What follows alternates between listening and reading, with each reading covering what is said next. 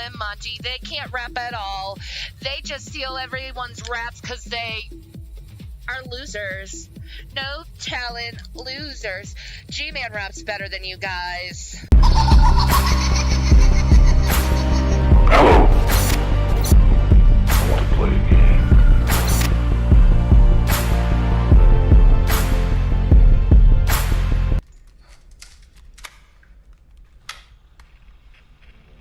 Stan is not a great Eminem song. No, I did not say Stan is not a great Eminem Okay, song. what did you say? What happens when a masked producer and a headphone-wearing comic book artist get together to talk music shit, comic book shit, and political shit on the internet? Monty. Hannibal the Beat Animal. Hannibal and Monty shit show. Holy shit! My name gets to be in the title this time. Hannibal and Monty shit show. Why is my name second? What kind of shit is this? Hannibal and Monty shit show. Let's talk some shit. Get your shit together. Get it all together and put it in a backpack. All your shit, so it's together. And if you gotta take it somewhere, you know? Take it to the shit store and sell it. Or put it in a shit museum. I don't care what you do. You just gotta get it together. Get your shit together. This room to rot. Let the game begin.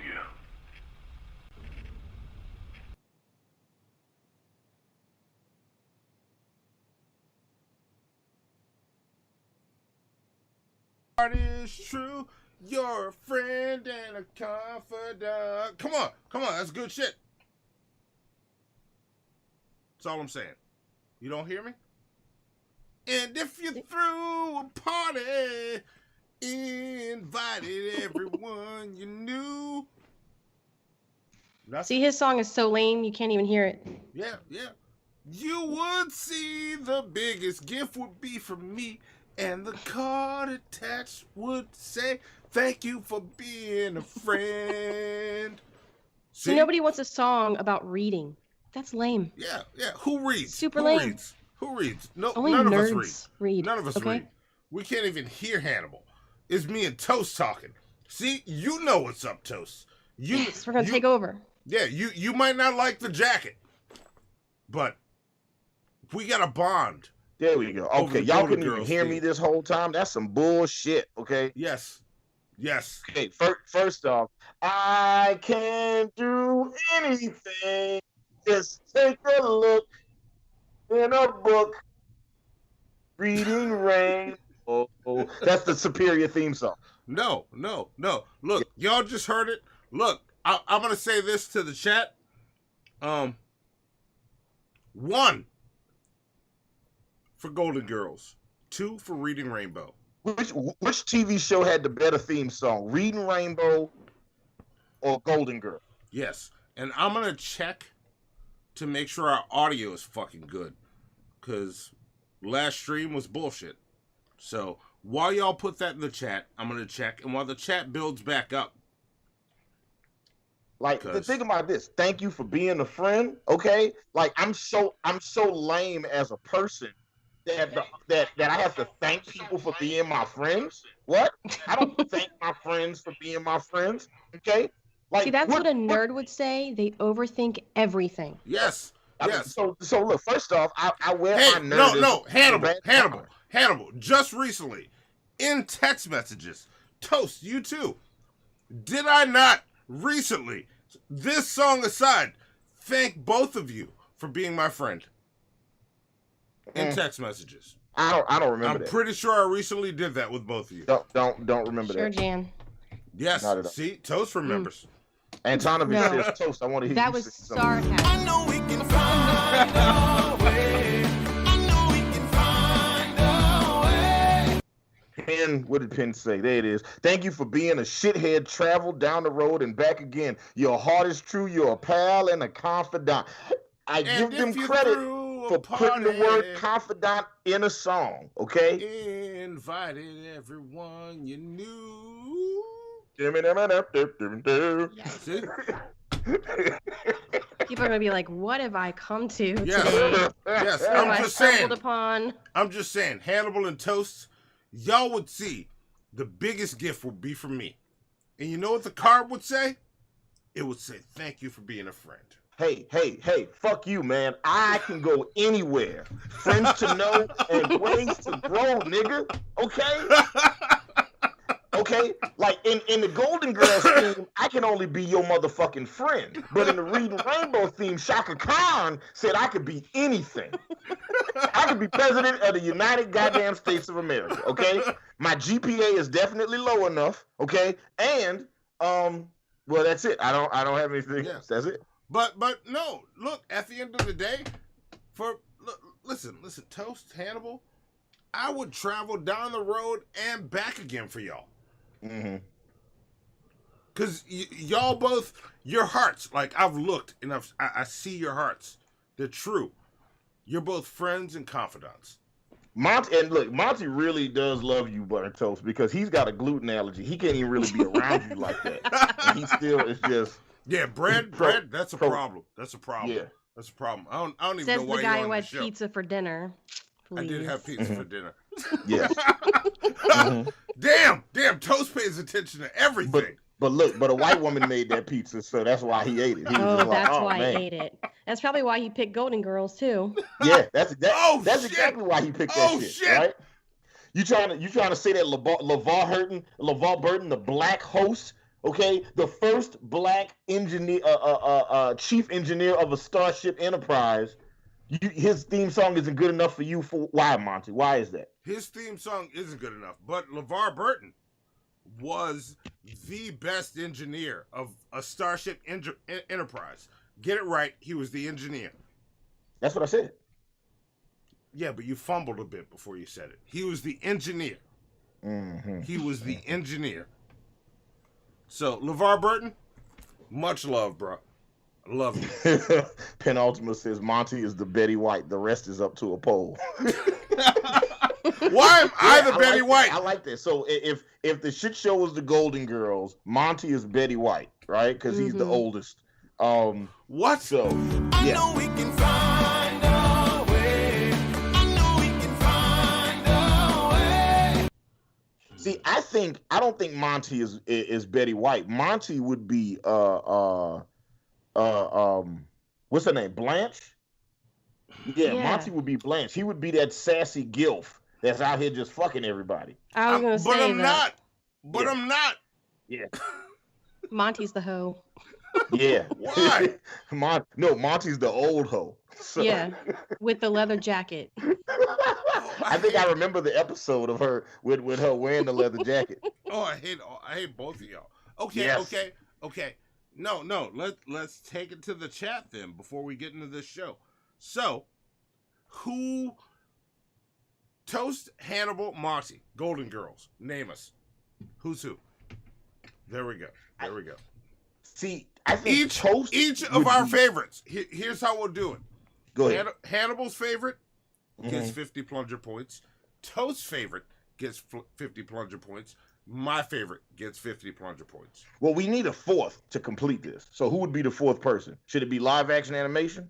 Since she was the Golden Turds Guest of the Year? Yes. Should it be Eat Green? We'll make it live action animation. There you go. Okay, so Hannibal, Monty, Burn Toast, live action animation. Like we're the Golden Girls. Like tell us who everybody is in the chat right now. Let us know. Bring it on.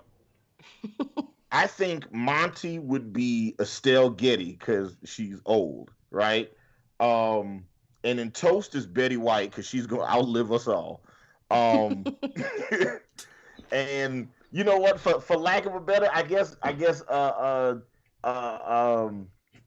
live action would have to be Blanche, and then I'll be Maud. I'll be B. Arthur. Yeah. Yeah. I can see that. Shit Mutant asks, where is everyone? Well, DP and the Geek Room are both live right now, so there. Yeah. It's all happening. I text Frank like it was Wednesday. I'm sorry, Frank. I got my feelings because I thought it was Wednesday. And Tonovich says, I'm not white enough for Golden Girls. I've never seen it. You've never seen Golden Girls? Well, Really, you know what? Tonovich? No, there's a lot of TV shows that I never watched past the theme song. And, so I never watched Taxi past the theme song. I never watched Welcome Back, Kotter past the theme song. And I love those theme songs. Great American Hero, great theme song, never watched it. Cops, great theme song, never watched it. All right. Darkwing Duck. You've Scream never says- seen Darkwing Duck, Hannibal? I watched. I tolerated it because it was a part of the Disney episode. Wait. No. Yeah, I tolerated it. You know what I'm saying? But at that juncture, I was kind of like, I wasn't. You sold. tolerated Darkwing Yes. Duck? I don't care what Heroes don't wear purple, Monty. I don't care what either of you Heroes don't wear motherfuckers say. purple, Monty. Toast, Heroes Hannibal, don't wear purple. come at me if y'all think I'm wrong. Heroes don't wear purple. Fuck Villains you, wear Hannibal. purple. Fuck you. I'm not saying that. I'm saying that to What? you, Hannibal. Fuck you. Gul Dukat, purple. The Joker, purple. Okay? Prince, purple. The neighbor in WandaVision, purple.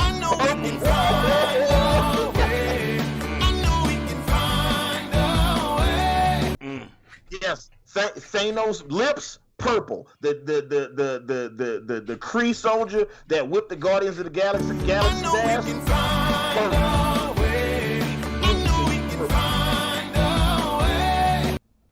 Just saying. Yeah. You know what? Fuck you, Wilson. I'm sorry, Wilson. Yes. Fuck you. Yes. The Phantom wore purple, and the Phantom was played by Billy Zane, and Billy Zane is always the villain in every movie he's in. Purple, nigga. What I'm trying to tell you. No, Okay? I'm telling you, Darkwing Duck was the greatest of all of those Disney cartoons. The Warden from Super Jail wears purple, nigga. What you talking about? Matter of fact, there's purple in your name, ain't it? Oh yeah, I see it. The why? Yeah, you want to know why it's purple? Because he's a villain. That's why. That's why he's wearing the Negan jacket. That's why he's got the heroin bands on his biceps and shit. Because he's a villain. Those are sleeve garters, Hannibal. Sleeve garters. Toast. Those are two things that should not go together. Toast. But, all right. They don't go to Toast. Let me ask you this question. Me aside. I'm talking to a woman right now. Doesn't it look good when you see a man in sleeve garters? You like that, right? It's good shit. No? Yes? Okay. Monty, look at what E Green wrote in the chat. That's just for you. I hate y'all. I mean, if you're making people drinks, I guess. I don't know. Goddamn Toast! All right, whose side are you on? Fuck. My side. I'm on my side. Kilo says, "What if Prince is my hero? Your hero could be a villain. I know lots of people that have heroes that are villains. Prince is not a villain. He was a villain in Purple Rain. He was not a villain in Purple Rain. Did he threw that bitch in the lake of Minnetonka? No. I will defend this. He brought that lovely lady. I know we can find a way. Give me a second, Pin. Let me finish this. He brought that lovely lady, who he just met, to a body of water. And they were flirting. They were flirting back and forth. And he simply said to her, "Have you purified yourself in the waters of Lake Minnetonka?" Ursula wore purple as well. Also a villain. No, Hannibal, you were ruining my moment. No, I heard what you said. You know what I'm saying? He simply said that to this beautiful woman that he brought to a body of water. And she looked at him, and she stripped naked and jumped into that water. And when she came out, Prince simply laughed and said, "That's not Lake Minnetonka." How is he a villain?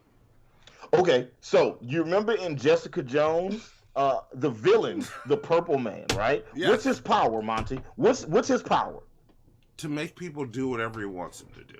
No, to make people do whatever he says. Yeah, whatever he says. Yes. Right.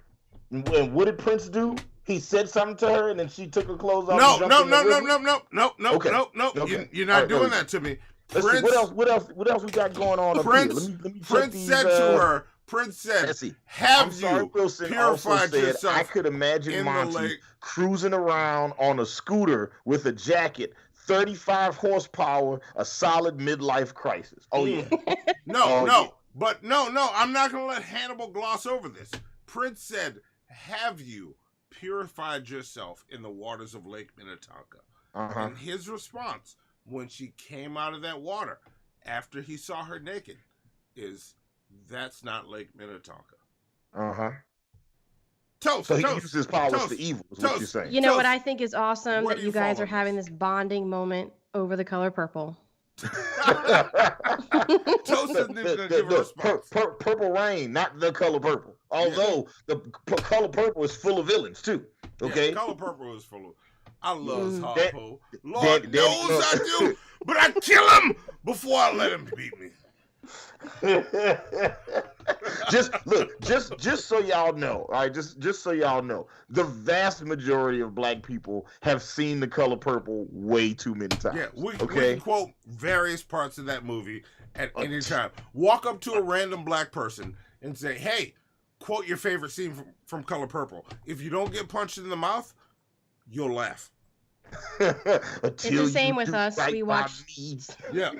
We Wait. watch Smoke Signals way too much, so it's the same. Love that movie, by the way.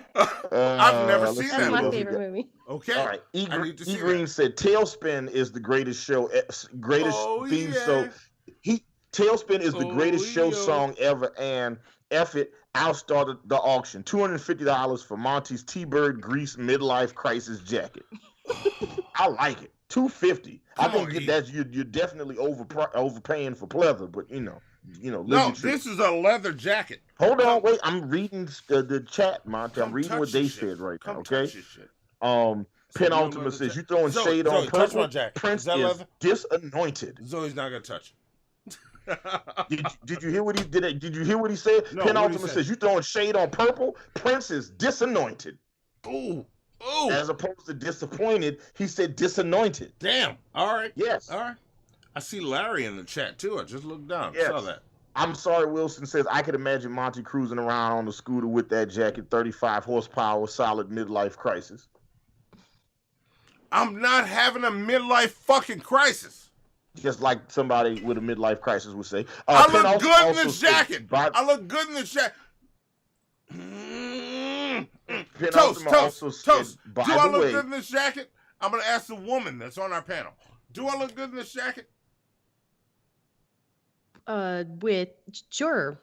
Absolutely. See, I that's totally not an mean answer. this. That's not an answer. Totally mean this. Chat, ones if I look good in this jacket. Because Toast and Hannibal ain't going to give it to me. I absolutely mean it. But just hold down the number 9 until your characters run out, okay? Just do that.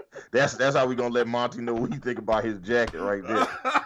Just hold 9 until you can't do no more characters. Oh, okay? I hate y'all. I will say that if we were ever to get on a plane together, I'd make sure that you'd go before me, because then they'd automatically pick you and not pick me to strip search. So. Damn, Toast. Damn, Toast. Fuck. We're equal, but you would have the jacket, so they're like, I want to know what's in all of those pockets. Oh, I hate both of y'all. Look, you got people sending 9s. No, that's just Nightmare and Kilo. Give me my 1s, people. Come on. I want my 1s. Oh, look at the 9s coming in. Sea of 9s. Yes, that's right. A sea of 9s, baby. You Look can't at all be 2 of them those 9s. 9s, Hannibal. You can't. And look, Penn sent an 8. Hold on, we got a couple more that came in. Penultimate says, by the way, I actually like your jacket. Much love. Thank you, Penn. Thank you. Yes. And Penultimate says Monty is the Betty White. The rest is up to the poll. Yeah, and I think that Monty definitely. Miss Parker and Antonovich sent 9s. Come on, y'all. Yes. Look at all the 9s. Now, let's do this. Let's add up the 1s and add up the 9s and see what you got more of. No. That's bad thank math. you for becoming a member, R. Azriel. He became a pumpkin master. Thank you very much. You gotta thank him for being a pumpkin master, Monty. Yes. You still been out of shape about He's your midlife salty. crisis code. I'm not having a midlife crisis. Okay. Thank you, all R. right. Azriel. You just got the coat of somebody having a midlife crisis. You know what? Both of y'all. Hannibal, burnt toast. You know what? No, what? No. Don't do that. We got a whole show to do, and we don't got a lot of time to do it in because we lost time because of the technical error. Yeah, we lost time because of technical error. All right, Zoe, play the fucking Farrah Fowler intro. No. Nice try. No. Nice try. Zoe, could you play the $3,800 intro to Monty Rock? Both of y'all. See, this is why. He once dated the entire women's Scandinavian volleyball team at one time. Toast, I thought Will we were down. Chamberlain lived vicariously through his accomplishments. His dreadlocks alone have experienced that one more right than there. a lesser man's entire body. Yep, that one. He is fluent in all languages that white women speak. He is the mahogany throat, the pumpkin spice panty dropper, the Egyptian demigod. He is the most interesting artist in New Orleans. He is Monty. What is this? Stay thirsty, white ladies. Oh, they all have my face. Don't look at who you would fuck in that video. That's Monty, gross. don't make it weird. Don't make it weird. Yeah, man, don't make it weird. Man. I hate both of you. And look, everybody like gets some how donuts Toast in. jumps on your side. Like I made it weird. How did I make it weird? Yes, Lori Disney's in the chat with us. What's up, Lori? What's up, Lori Disney? I see you. Okay, guys, so All right, y'all know, if you don't know how this works, Monty is about to read 4 lines of erotic literature, right? He's about to read some erotica written by you guys, the fans, because he is a superstar, and you get this superstar with that mighty fine coat to read y'all some erotic literature. So look, this is what we're going to do. I'm going to give you guys an opportunity to Lori guess. Disney. Tell them how good I look in this shot. Shut the whole fuck up, all right? What we about to do now is give y'all 30 seconds to guess. Monty only has to read one Monty Erotica right now. He only has to read one. So how long do you think it's going to take Monty to read this? Whoever gets the closest without going over will get Toast. Pick a number between 70 and 100. 50. That's not between 70 and 100. I'm just messing with you. I hate both of y'all. 85. I'm just messing with Okay, you. so whoever gets the closest without going over will get 85 plunger points, all right? So I'm starting the timer now. I'm going to give y'all 30 seconds. Put your times in the chat right now. Monty's only got to read one, but he's long-winded. And he's old, so it takes him a while to... I'm not old or long-winded. Hey, fuck? Monty, I was talking. I was not interrupting you. I was saying that Monty's old, and it takes him a while to finish. Hannibal's trying to nuke a versus Monty. That's what he's doing right now. Yo, 5, You 4, heard him 3, hit me with the 2, I'm talking 1. Monty. There we go. All right, that's it. Larry from OAW. I'm gonna go shit mute and Lori Disney. Okay, I'll go. That's it. Lori Disney is last. Nobody after Lori Disney. So Lori Disney did say I look good in this jacket, though, right? Didn't she? Let's see if you look good at getting this shit done in a minute. Are you ready, Monty? I can do this. Yeah, but are we ready? Are you ready? I am. Are you done? Yeah. You sure? Are you sure? Yes. Okay. I couldn't hear you. Say it louder. I am done talking. See, Hannibal's running out the clock. So here's where you start the clock. I haven't started the timer yet. Okay, here it is. I'm starting it now. I'm gonna see what I'm reading. And I'm gonna go and start it right now. There we go. Now, this is Monty Erotica Monty. Let's see. So, please let this not be bad. I'm talking to you. I know we can find a way. This doesn't count. Pause time. We'll get to Crispy Cheese says Monty looks like somebody's aunt that just started dating a biker. that. Fuck you, Chris. That is very accurate. Start the time over right now, or pick up where you left off. Okay, all right. I'm gonna start the timer over. Okay, when the hand comes down. Okay. So I'm starting the time wait, over. Wait. No. Before you start the time over, fuck you, Crispy Cheese. I look good in this jacket. Okay. All right. Here you go. What were you gonna say, Hannibal? Nothing. I'm waiting on you. Waiting for the hand to come All right, down. Here we go. Let's start it. Here we go. Now, where was I? I was looking through the chat. And look, some people got in the way. No, move over. You. Talking to you. Come up. Right there. Stop. Not too close. Wait right there. No. Next time. Stay back. You. Talking to you. Look right here. Here we go.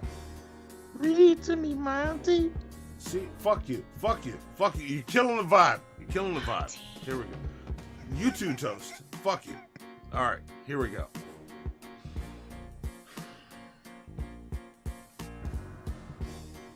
Monty lounged back on his dais, surrounded by various pieces of art. Hannibal's beats booming over the speakers of his love room. Yes. He watched the lovely green Twalik, I guess, Ola, sensually dance for him at the end of his leash because she wanted to be at the end of it. And Tish wouldn't have allowed it otherwise. She swung her torso and popped her meager breast out of her fishnet outfit. Monty felt his ebony rod grow within his pants, his voice deeper with the throbbing Monty erection. Who wrote this? All right. No, not yet. Tugged on her leash. Let's make New Orleans know our love. Yeah. Ooh-la smiled and sauntered forward, ready to put Shanty to shame. Can you say squirt? Get me off the screen. Hot damn! Turn the music down a bit next time, Zoe.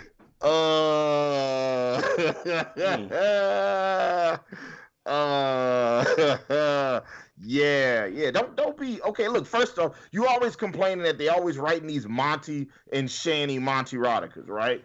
I don't know what any of that meant. All right, well, let's see. I'm looking at the time now. I'm trying to see who got the closest without going over. Let's see. All right. It is not close. Look. Shit, it might end up, it's okay. Right now is Olafola. All right. Yeah, it's Olafola. So Olafola got the closest without going over. It was 2 minutes and 19 seconds, right? Okay. That's what we got. 2 minutes, 19 seconds. So Olafola, you won the 85 plunger points. So take your, congratulations to you. Now, that being said, the person that actually got the closest was American Nightmare. So I leave it to you, Burnt Toast, since you are our guest and you are the Golden Turd a Golden Turd Award winner. She's the winner of the Golden Floater. Yeah, she's the winner of the Golden Floater. This is Golden Floater winner. Yes. Burnt Toast. Yes. We gave her this award, and she still shits on me on every show. Why, yes. Toast? Why? Well, it's called Floater, so. So and the name of your show, so. So the question is, Toast, even though he did not win, even though American Nightmare didn't win, it goes to you. Would you be willing to give him half the amount of plunger points for getting as close as he did? I I would was say off, yes. He was off by 19 seconds. 19 seconds. He was right there. Yeah, he still deserves something. I think so. Yes. Actually, you know what? I said Olafola won, but actually, it might be Ali Dean. No, not wait. 1K. Hold on. Let me see something. Let me do my maths real fast just to make sure. See who it is. Oh, all right, move to the next segment while I figure this out. All right. Next segment. We're just gonna play the fair foul intro. Let's get into the shit. Let's talk about it. We got a show to do. It's Play actually that 1K. So 1K is the winner. Like 1K won. Just beat Olafola by 3 seconds. 3 seconds. Shit. Yes. But American Nightmare got the closest amongst everybody. Okay. But he went over. Price is Right rules. So, I don't make the rules. I mean, I did make those specific rules, but I don't make the rules. So, fair foul. Zoe, play the fair foul music. There we go. Yes. How big are your balls? Okay, Mr. Rashid. Are they ready for the truth? Yes, they ready for it. Just love it. And how do they hurt us? Because they love Phil. We don't need to give any time to that mess, do we? We're talking about deliverance. See, I'm talking, so many people out there are captives. And I'm talking about homosexual lifestyle. I was delivered from something like that. I was a prostitute for over 30 years. I sold my body on the street corners. See, I can talk about that sin. Hallelujah. Because see, I was wrapped up, tied up, tangled up. And I loved it when I was doing it. Hallelujah. God came in perfect. Hallelujah. God made me get it the old-fashioned way. You just turn your soul unto me and I'll use you. But now I can shake for Jesus. Oh, I love the anointing of the Holy Ghost. Bless you. Suck my cock, bitches. God bless you.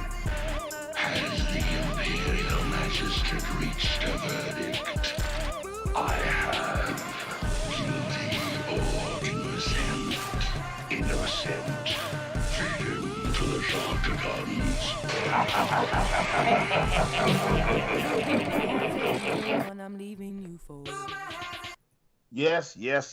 Fair or motherfucking foul. Oh, you know what? Look, I got to do it again. I had to do a recount, and it looks like I was wrong. It wasn't Olafola or 1K. It was actually Shit Mutant. Shit Mutant. Yes. Got it. Shit. Yeah. Okay. Shit Mutant said 2 minutes, and I missed the time. It took and me it's 2 minutes right. to do that? It took you 2 minutes and 19 seconds. And that didn't nobody disturb you. Wasn't no Streamlabs came in while you was doing it. It was just, So look, 1K, I apologize to you. It's just like I apologize to Olafola. They should all get Monty gets wrong all the time. They should all get some plunger points for being teased. Yeah. Okay. Yes. Well, how many points do you want to give? How many are you giving for guessing? How many are you giving for guessing? That's how you sound. That's how you sound right now. You know what? Fuck you. I hate you. Fuck you. Man, he is going to have such a good nap after this show. I'm not drinking anything right now. I am... No. How many are you giving for guessing? Toast, I'll give it to you. Well, what does the winner get? The winner gets 85 points. Okay, so I would say the ones that you teased, maybe give them like 40 points. Okay, all right. So Olafola, 1K, you guys will both, and American Nightmare will all get 40 plunger points. Write that down, Zoe. 40. Right. Olafola and American Nightmare. 1K and American Nightmare all get 40 plunger points. Antonovich says all those should get points for Hannibal's mathematical incompetence. Look, that's what we're doing. Antonovich, yes. Antonovich is right. Antonovich. That's what we're doing. Look, Antonovich, listen. You can give out plunger points tonight too. Bro. And you know what? This is the difference between Hannibal and Monty, because when Hannibal is wrong, he admits it live and corrects his mistake in real time. Monty never is wrong, so he doesn't have anything to admit.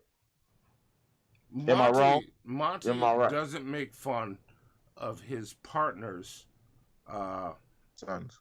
speech problems during shows. Get out your nose, man. Okay, that's what Nuka Zeus was making fun of you about. Can we watch? I did not touch my nose. I did not touch my nose. See, why? Look, this show should be no, burnt, wait. Hang on. And Nuka Zeus on this episode. Hang on. Because I don't have a nose to pick. So Hang on. Toast made this joke too. Did it look like I picked my nose just now? Yes. It kind of did. Yeah. I did not. My finger never went up my nose. It didn't. But you did the little side thing that Rev always does. Hot damn. That's what you did. Oh, I hate y'all. You know what? I'm going to keep my hands here. Yes. So you know my hands are never touching my... But I kind of want to scratch it right now. Because I'm going to do this. Antonovich says you wrong, just like the amount of stars that Stan deserves. Yes. Oh, come on, Antonovich. I thought we were cool, Antonovich. And Larry from OAW Entertainment wants to know, why is Monty slurring his words with a thinking emoji? Monty is not slurring his words. Mm-hmm. He's not. What are you hiding, Monty? What's in those pockets? I'm not hiding anything. Look. Okay. The glass is empty. Unzip them all, Monty. Unzip them all. We're going to be TSA right now. Unzip everything. You know what? Fuck y'all. No, we're not doing this. I'm not playing your fucking game. Lori Disney says everybody picks on Monty. Look, you got to understand, Lori. When we're not doing live shows, Monty does this to everybody else. It's just then we just get a chance to get him back on the show. Monty was the bully. Monty was the guy in high school pocket checking everybody. And if Monty was in this movie, he might be the school shooter, which is a great segue for us to talk about the first movie. Here we go. First movie. The first movie we're talking about. So for tonight's torture episode, we decided to watch and review two conservative films. One executive produced by Ben Shapiro, or at least produced on the back end by Ben Shapiro and the Daily Wire. And then the other movie is a documentary, a propaganda film by Candace Owens. So I don't even want to call it a documentary. It's call it a propaganda film. So let's talk about the first movie. The first movie's official title is Go Shoot Children, right? No. I have named this movie When White People Kill. When White People Kill? I thought it was called Run Shoot Children. Toast, what'd you think the title was? I thought it was Run, Hide, Mommy. Yeah. Oh yeah. Okay. Well, something like that. Well, anyway, the movie came out. It's called the official title is called Run, Hide, Fight. It's a 2020 American action thriller written and directed by Kyle Rankin. Kyle. It stars Thomas Jane and nobody else. That was Thomas Jane. Holy shit, that was Thomas Jane. Yes. I have a follow-up for that, but hold that thought. Keep right going. Now. The film had its world premiere at the Venice Film Festival September 10th. It's distributed by the Daily Wire in North America. The film is about a high school student named Zoe who is struggling to come to grips with the death of her mother, Jennifer, causing her relationship with her father to become strained. On the way to school, Zoe and her classmate, Chris, she notices one of her classmates, Chris, planting a strange device in the field, but writes it off as a school prank. And towards the back of the movie, what happens? Motherfucking school shooting. This movie is a conservative fucking hard-on jerk-off session. Like, you know those commercials that come on like super late night, or they used to come on super late night, like, hey, do you want to meet fun, sexy singles in your area? Well, imagine one of those commercials, but it's just got like, say, hey, are you looking to show off your Second Amendment rights? That's what this movie is. This movie is just a big old conservative jerk-off session. Yes, it is. Oh, yeah. Fuck. Terrible. It is not a good movie. There was actually something that I wanted to clip out that I didn't clip out for this. It is not.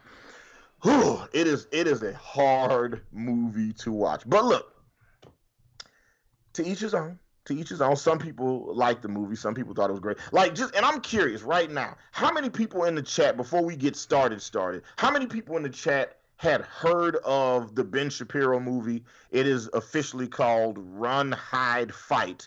And how many people in the chat had heard of the Candace Owens, Larry Elder's movie? It's called Uncle Tom. How many people? Just let us know in the chat right Who's now. heard of this before this? Who has heard of these movies? Because I hadn't heard of either one. I saw the trailer for the Ben Shapiro movie like a month ago. Look, let me chime in.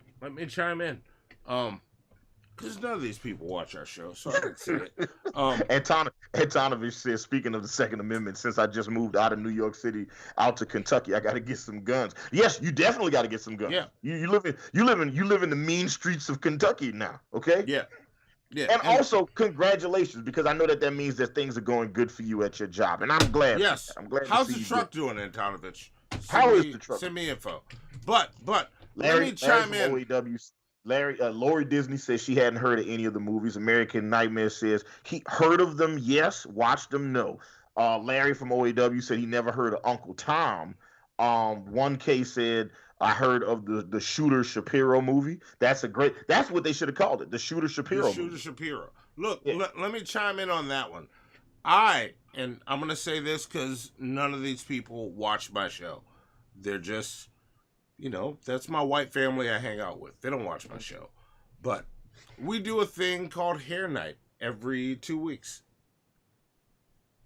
The Hair Night before I was told about the Shapiro Shooter movie, they watched it. So I saw the very ending of it. So I saw how this movie ended before I saw how it began. And yeah, so I've seen half of this before I sat down to actually watch it. And I wish I had never done either one. So chat, continue. Yeah, I think that's Ms. Parker said, I heard of both, and after watching them, I'm changing my name to Nuka Zeus. There you go, Parker. A lot of people don't know about these movies, and I'll be honest with y'all, it was I sat up and watched both movies back to back. And I watched the first one, and I didn't think I watched the Ben Shapiro one first. I didn't think it was going to piss me off. What I thought this movie was I in my head, I thought, oh, well, maybe this was a filmmaker who was like, man, I want to make a movie about school shootings. And that was it. He didn't have any other agenda other than he wanted to basically just was like, man, what if somebody did Die Hard, but in a high school? And that's what I thought that the movie, I thought he made that movie with no political leanings, and then Ben Shapiro was like, oh my God, this is great. Can I make this? Can I push this out on my channel? Like, that's what I thought happened. That was a pretty good Ben Shapiro, Hannibal. Yeah, the trick was I just squeezed my nuts real hard and just tried to talk. And it was that was what came out. Okay. I'm out of breath right now, actually, to be honest with you. Shit hurt greatly. But after I watched the movie, it is very obvious that this movie was crafted for a conservative audience. Like, it is yes, Ben Shapiro Ben Shapiro didn't make the movies. The movie got made. Ben Shapiro was like, ooh, this is all about what I'm about. I want to get into film. Let me put some money behind this. Let me promote this on my platform. Yeah.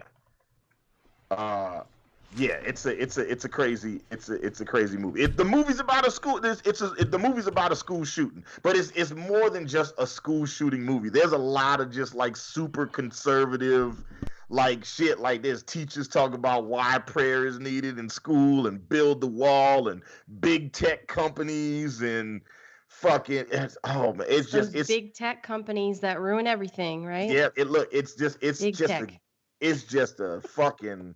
It's a hand job. It's a handy J for conservatives. So it's like, look, if you lean right and you feel like your amendments are being infringed upon by liberal snowflakes in the media, this is the movie for you and no one else. Yeah, shit's crazy. Shit is bananas. It was really lazy, I think, because if you take out like who's promoting it and all that, just look at just the writing and the acting and the actual story. it was pretty lame. You know, Yeah. there were so many things where I literally had to pause it and be like, wait, what? Because Yeah. it just wasn't believable. And if you're going to go with something really unbelievable, then you need to do comedy or horror or something like that. But if you're going to do supposedly a realistic type, nonfiction type movie, then you need to get your facts straight. And there were so many things that happened, just so many things, where I was just scratching my head like, this is a joke. Yeah, this movie is for anybody who sees a school shooting on the news, and they be like, man, if I was there, I would have done this. Like, anybody who says that shit, this movie is gonna get your dick rock hard, okay? Like, this shit'll get you super duper wet, okay? If this is what you into, then that's what this is. This movie is about this girl Zoe. She goes to school on senior prank day, which is like around the corner from their prom, and then school shooters come in, and then the movie is just people. that. And then Zoe goes to defend everybody that's shooting. I mean to kill everybody that's shooting up the school. Yeah. You know what I'm saying? She's the girl that decides to fight back. Yeah. You know what I'm saying? With her gay black boyfriend. Yeah, she learns to kill the day before the shooting, and she has a thirst for death on the day of the shooting. Mm. And she has a perfect shot as well. Yeah. This shit is crazy. All right, shot. let's do. So look, we're gonna do a series of fair files about these movies. Now, the good thing about the way we set up these fair files is you didn't have to see the movies in order to be able to participate in these fair files. Yeah. Right. Yeah. So well, there we go. For the most part, I'll when mine come up, I will explain where mine come from. But okay, I think y'all's are pretty awesome. They are awesome. Yeah. Like, look, listen, Toast, if you ever want to do a show with me, all right, I got this great idea for a show. It's called Hannibal and Monty Shit Show. I think you and I could do that show so great. I got you. Let's do it. That sounds... Really? I pitched that idea to you earlier, and you shot me down. Well, we already do a show called Hannibal and Monty Shit Show. If you know, so that's not original, Monty. That's already a thing. They've been doing that shit for years. I'm just saying, how did Toast just be like, hey, yeah, that's a good idea?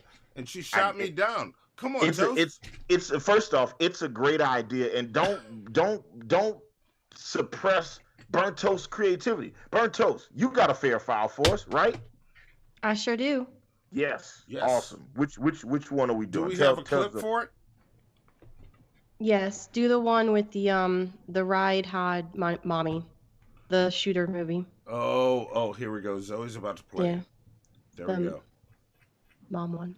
Yeah, play it full screen. Like, let's let these fuckers see it full screen. Zoe's getting ready. Hang on. Here we go. There we go. All right. That'll work. That screen works. Ooh, I like this right at the beginning of the movie. Oh, shit. Wait. I want to see which one it is. I'm going to be off camera a bit. Isn't it? That's the right one. Aren't we getting close to senior prom? I like Lewis. I want to lead him on into hurting him. Run. When it happens fast, there's often no pain at all. Suddenly you're an expert on death. You only did it once. Yes. I'm a quick study. You got that from me. Yeah? Fight.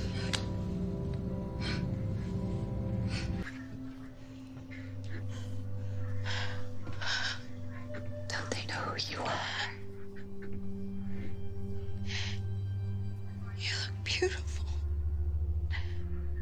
I know. It feels good. Thank you. I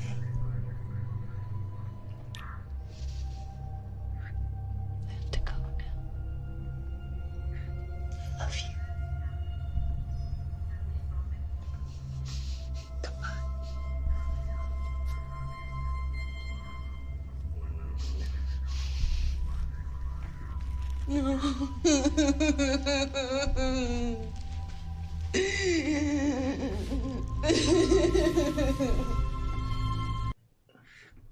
Okay. Antonymous says, is this supposed to be the trailer? What the fuck? I have no idea what the fuck is going on. Yes.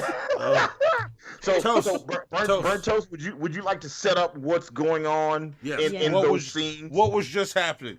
Can you explain? Me and Hannibal know what was happening. Yes. I'm looking at this shit laughing my ass off. Yeah, so basically what happened throughout the whole movie, it starts off with a scene with her mom. She's clearly dying of cancer, and she's holding a coffee mug, and she has the wrap on her head because she has no hair. And it starts off with her, eating breakfast before going to school that day, and her mom is talking to her, and her dad walks in, and you realize it's a figment of her imagination. Like it's a ghost or whatever you want to call it. The dad doesn't see her. It's just in her head. And because her mom had already passed away. And then as the movie goes on, she has these weird moments where her mom appears to her and she starts giving the main character, Zoe, advice on how to get through the school shooting, through the different scenarios and scenes and everything. And as the movie progresses, the more people that Zoe kills, the healthier the mom gets. Yes. And she grows hair, she gets her clothes back, she looks super healthy. And by the end, the very end where she's zip tied, that's the very end, almost the end of the movie, where all of the shooters are pretty much dead and they're all saved and the police are there. And the mom is saying, great job. I got to go now, meaning she's not going to come back and reveal herself again. And so, did you want me to go into the actual question? Yes, go into the question. Okay. What is your question? So my question is it fair or foul that they use the imagery of the mother getting healthier the more people that the main character killed? Because, I don't know, I got some feelings about that, but that's the question. All right, pass it around. You get to answer last. Who do you want to answer first, Toast? Hannibal. Hannibal. Okay. So first off, I think it's foul to ask the question again because I want to make sure I hear it the way I'm supposed to. Ask the fair foul question again? Is it fair or foul that they use the imagery of the mother getting healthier the more people the main character killed? Gotcha. Okay. So here we go. I think it's fair that they use the imagery of the mother. I'm going to tell you why. Because clearly the mother was a demon that got more powerful as she kills people. Okay? The more Zoe killed people, the healthier her mom got. We saw this in the riveting documentary Hellraiser, right? When the Hellraiser, when the nigga living in the attic, right? He starts fucking his brother's girl, and he was like, hey, every time you bring me a body, it's gonna make me more human. It's gonna make me more alive. So just bring me like 5-6 niggas, okay? And I'm gonna be human again, and then we could be fucking for real instead of just fucking my bones and organs and shit. And that's all it was. It was like, so she was feeding this demon to make it more powerful. Okay. Because otherwise, the movie makes no sense. Otherwise, it just is like one of the school shooters was already crazy. That there was the psychotic autistic. So you had the psychotic autistic that was also hearing voices in his head, and now you got the hero Zoe that's also hearing her voices in her head. This movie is about two sets of serial killers that both go to school on the same day. That's what this movie's about. See, that is way more interesting than what they presented. Yeah, that's what the movie really is. Yes. It's two sets of serial killers. It's Zoe and her father. I don't remember his name. Let's just call him Monty right now, right? So Zoe and her father Monty decide that they go to school one day, and then it was like, and then she's like, "Oh, I'm so mad. I just wish I could kill again." And then, because she extinguishes a life at the beginning of the film. Right? She extinguishes the life. She extinguishes. Yeah, she shoots the deer. Yes, right. And so the movie opens with Zoe shooting a deer. And as a sidebar, that deer they shot, they really shot. They shot a live fucking deer and killed a live deer for this movie. Here's the thing. I'm cool with them shooting a live deer if they made some good sausage out of that motherfucker. I don't think so. What they did was they took the head off, and then everybody on the set took pictures with the head. Yeah, no. If that's what they did, foul. That's foul.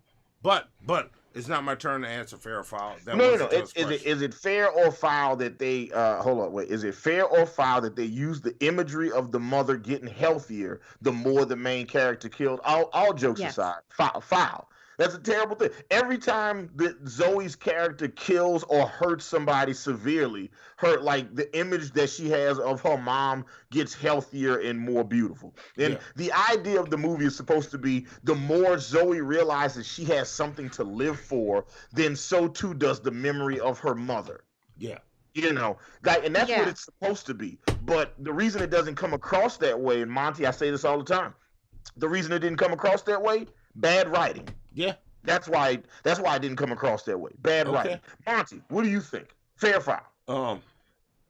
I rarely, on the rare occasion, this is one of those times, I agree with Hannibal. It's foul. It's foul. Like, I agree with everything he said. I have nothing else to add. Take it to the chat, and then Toast, after we check the chat, then we'll get your answer. Let's see what the chat says. Let's see if Toast thinks it's fair or foul. What do y'all think in the chat? Well, I'm seeing so far. What I'm seeing is I see Papa Bless said fair. There's a deleted scene where it's revealed that her mother is a vampire and needs a blood sacrifice to come back. See, there you go. And also, that's a much better movie than this. Yes. See, that's interesting. Yeah, that's much better. Lori Disney says foul. I'm with Miss Parker. Miss Parker says foul as fuck. This romanticizes school shootings in the worst way. Yeah, absolutely. And this movie does that. It romanticizes the fuck out of it. American Nightmare says foul as fuck. If that was true, I'd bring both of my parents back. Ooh. Damn. He went dark with it, but I hear you. Listen, yeah. Okay. It's a weird plot device that they use. What about you, Miss Parker? Is it fair? Look, Antonovich says Ali Dean says foul. Kilo says foul. Lori Disney says foul. Antonovich, always the antagonist, says fair as fuck. Even though it's very distasteful, something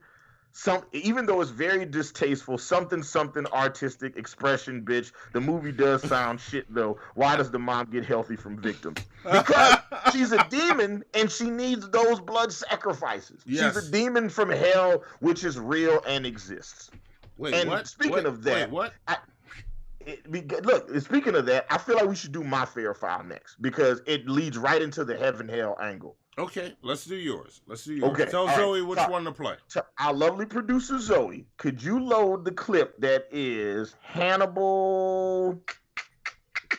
Which one is it? Hannibal. It says FOF God Girl. Oh, the God Girl one. Oh my God. Yes. Okay. So wait. Before you play that, we gotta go back to Toast. Toast. I'm sorry. You're right. Toast has not done her fair foul on this. Is it fair or foul, Toast? That they use the imagery. That they use the imagery of the mother getting healthier the more her daughter's character kill people. It is incredibly foul, like on so many levels. It, like Miss Parker said, it romanticizes the whole scenario. Like it sort of adds this kind of like fairy tale. I don't know. It's gross. It's gross to put that in there. Also, it kind of insinuates that in order for her to get over the grieving process, that somehow she needs to kill some people. Yeah. And it's weird. And just that whole element is really, really strange. I mean, they could have kept the mom the way she was at the beginning of the movie if they wanted to keep that kind of feel where she's like revealing herself to the daughter and all that stuff. I get that, but why have her get healthier and healthier? It's just weird. It's so weird. Yeah. Because it's a school shooting movie with kids. Yeah. So in that context, to put that kind of imagery in there was just really strange to me. No, I agree with you. I'm with you. Like this is weird as fuck. Yeah, and it is weird. It just gets weirder. Oh yeah, it gets so. Look, so in this movie, right? So the school shooters, right? They pull up and the school shooter is because this is a Ben Shapiro film. The school shooter is a gay. No. He is a bisexual, atheist, libertarian. Right? Is that the best way to describe it? He's a bisexual, atheist, libertarian, and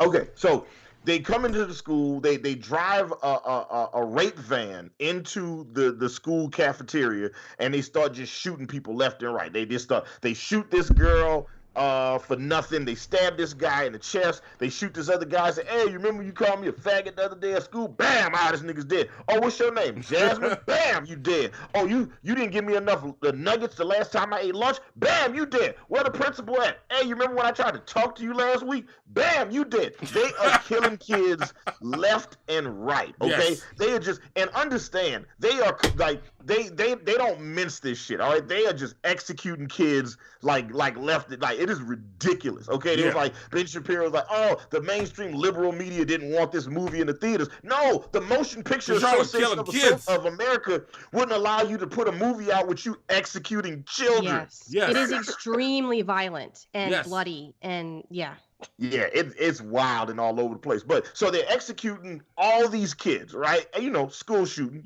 as you would expect. They're executing all these kids, and they're executing kids that look at them funny, that act weird, that talk crazy, all kinds of shit. If you try to run away, you are dead. Or you didn't let me copy off your homework the other day, dead. They are killing people left and right. They give no fucks, okay? The school shooter was like, man, I had a bunch of fucks, gave them all away. I don't got no more fucks to give. And he is killing people left and right.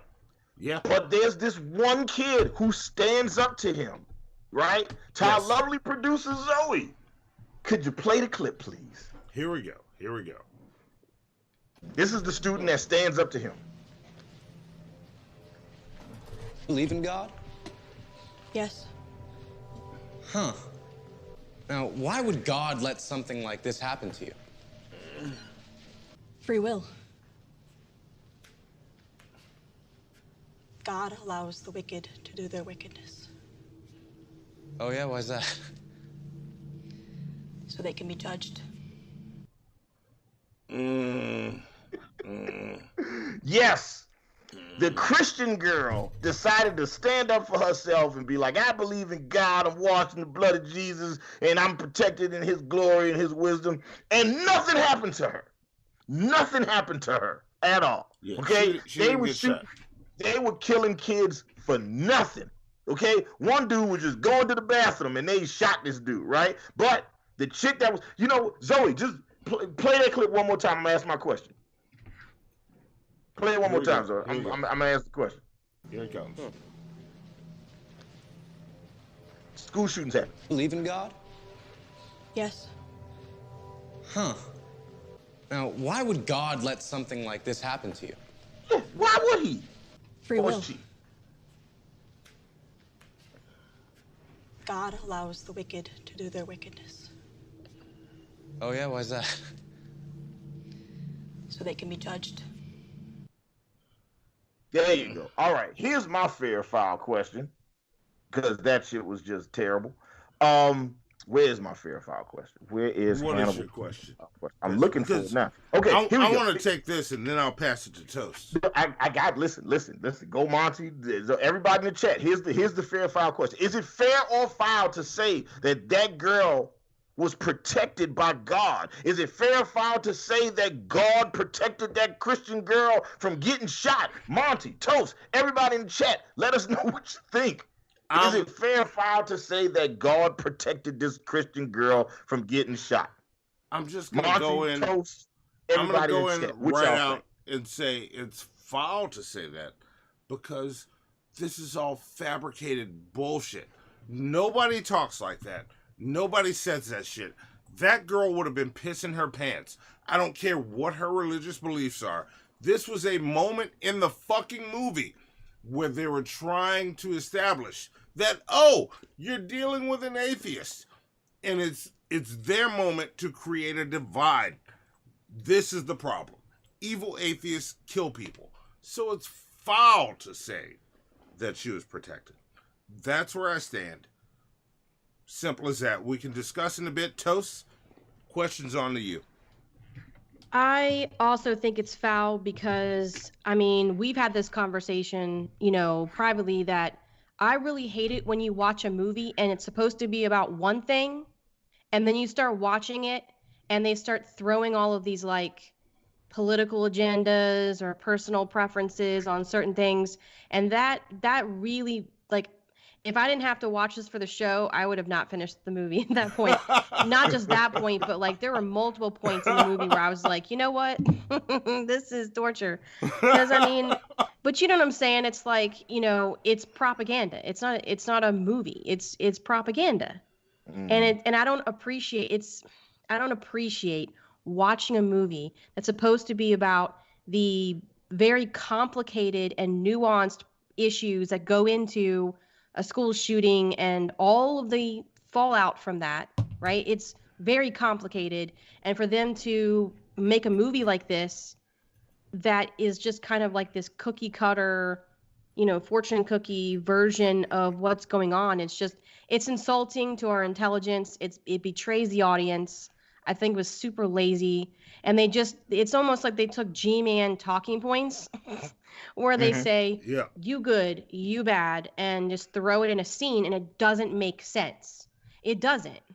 There's so many parts of this movie that it doesn't make sense. It's not realistic at all. Yeah. I agree. Yeah, I agree. Well, I'm going to take it to the chat. Let's see what the chat has to say about this, which I've been seeing the chat, and this is an interesting one. I think this is a very, very, very interesting. Lori Disney says, wow, you're very informed, Miss Parker. Yes, she is. And you can catch Miss Parker every Thursday at 7-ish on the Ladiez of Lolz podcast. Yes. Here on YouTube. Yes. Let's see. She's part of Sweet Halloween and Collard Greens. She's on our schedule. Sorry, Miss Parker. Yes. Yeah, and Lori Disney says, I have friends that have lost family in school shootings. I can't believe this crap exists. Yeah, and there are a lot of there's a fan base of people out here who love this movie because of how realistic the movie is. Monty, Toast, did you guys feel like this movie was realistic? No, not at all. Nope, not at all. Nah, it shit is. Yeah, Alan Reyes. Look, what's me up, and Alan Toast Reyes? agree. I'm literally, Toast, we agree. I knew I liked you. Now, ask her what she thinks about that mighty fine jacket you're wearing. Well, you know what? Hold that, Monty. I don't want you to end the show. I don't want you to get mad in the show. Alan Reyes says, I'm literally raging out at how fucking dumb this is. LA Anime says, Monty is wasted. Absolutely. E. Green says, it's I am foul. not wasted. E. Green says it's foul. Lori Disney says it's foul. Alan Reyes says it's foul as fuck. Kilo says it's fair in the context of the movie. And then Papa Bless, you know, didn't agree, but he added to it. He said foul. The writers protected her because they're uber Christian, and of course the shooters are edgy atheists because this is a conservative movie. They were way too calm, no ugly crying or snot bubbles. Yes. Olafola says foul as fuck. American Nightmare says foul. If this was real life, she probably would have been shot. Miss Parker says fuck this narrative. And Tanovich says foul as fuck. Then why the fuck did God not protect any of the other children? Is he picky? Was it a coin toss? Why would God protect this particular girl? Fuck right out of here with that bullshit. Take your plunger points, Antonovich. God damn.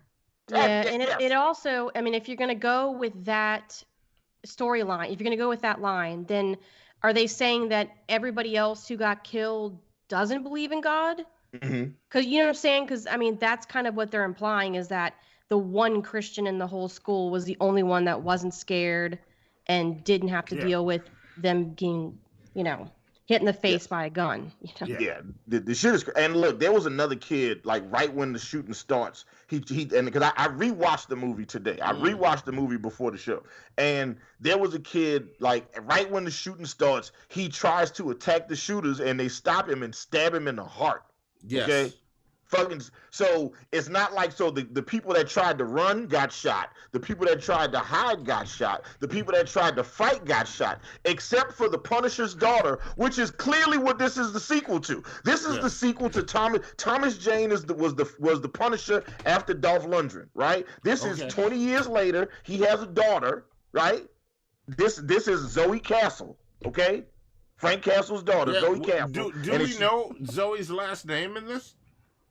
I don't know if they say her last name. I don't think they said it. If they did, I didn't hear it. Yes. She's Zoe Castle. She's Frank Castle's daughter. Because there's a scene in the movie. There's a scene in the movie where Zoe's dad, you know, we're gonna call him Frank Castle right now. I'm not gonna call him Monty anymore. Zoe. I know you're freaking out. You're like, my name keeps popping up. Zoe Castle, right? Like her dad, Frank, shows up to the school, and then a bunch of kids are running out, and they were like, "Oh, we almost died, but Zoe saved us." Then she ran back in to save more, and then Frank Castle looks at the camera and smiles. He nods a little and smiles. He's like, "That's my daughter." He was happy that his daughter. He was like, "Yeah, I raised a little Punisher." Yeah. Because look, listen. I'm trying to find a way to make this movie make sense. Either this bitch's mom is a demon, you know what I'm saying, and Frank Castle is her dad, or this is just a bad movie about kids getting killed at school. Yeah. So I think it's just a bad movie about kids getting killed at school. All right. Well, Monty, you got a fair foul? Oh, I'm a foul. Foul. I also foul. Yeah. No. Yeah. While you chime in, I have one for you, Zoe. Okay. Play my clip. The clip I just told you to play.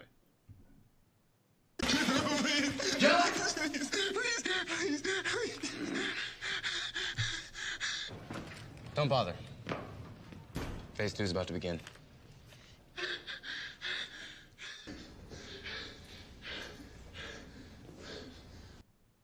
See, there we go.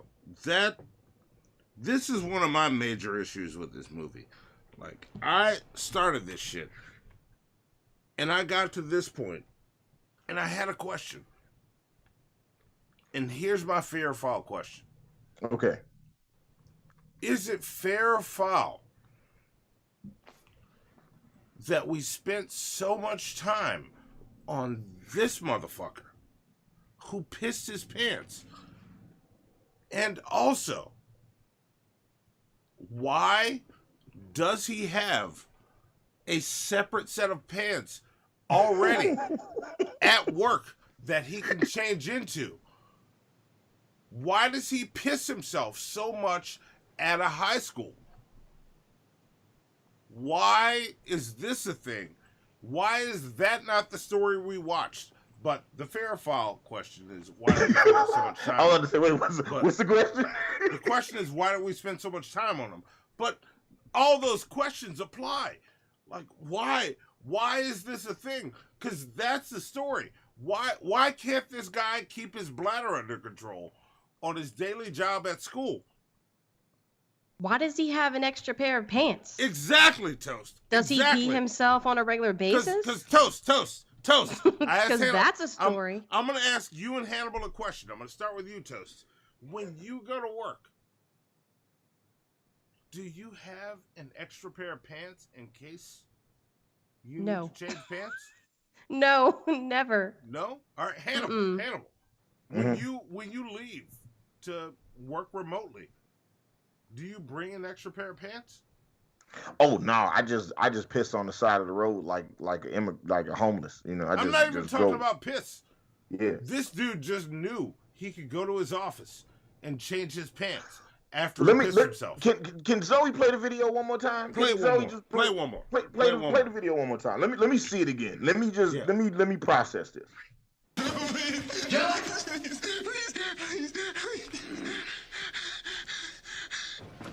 Don't bother.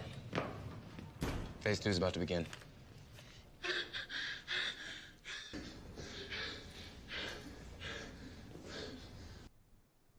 Yeah, see?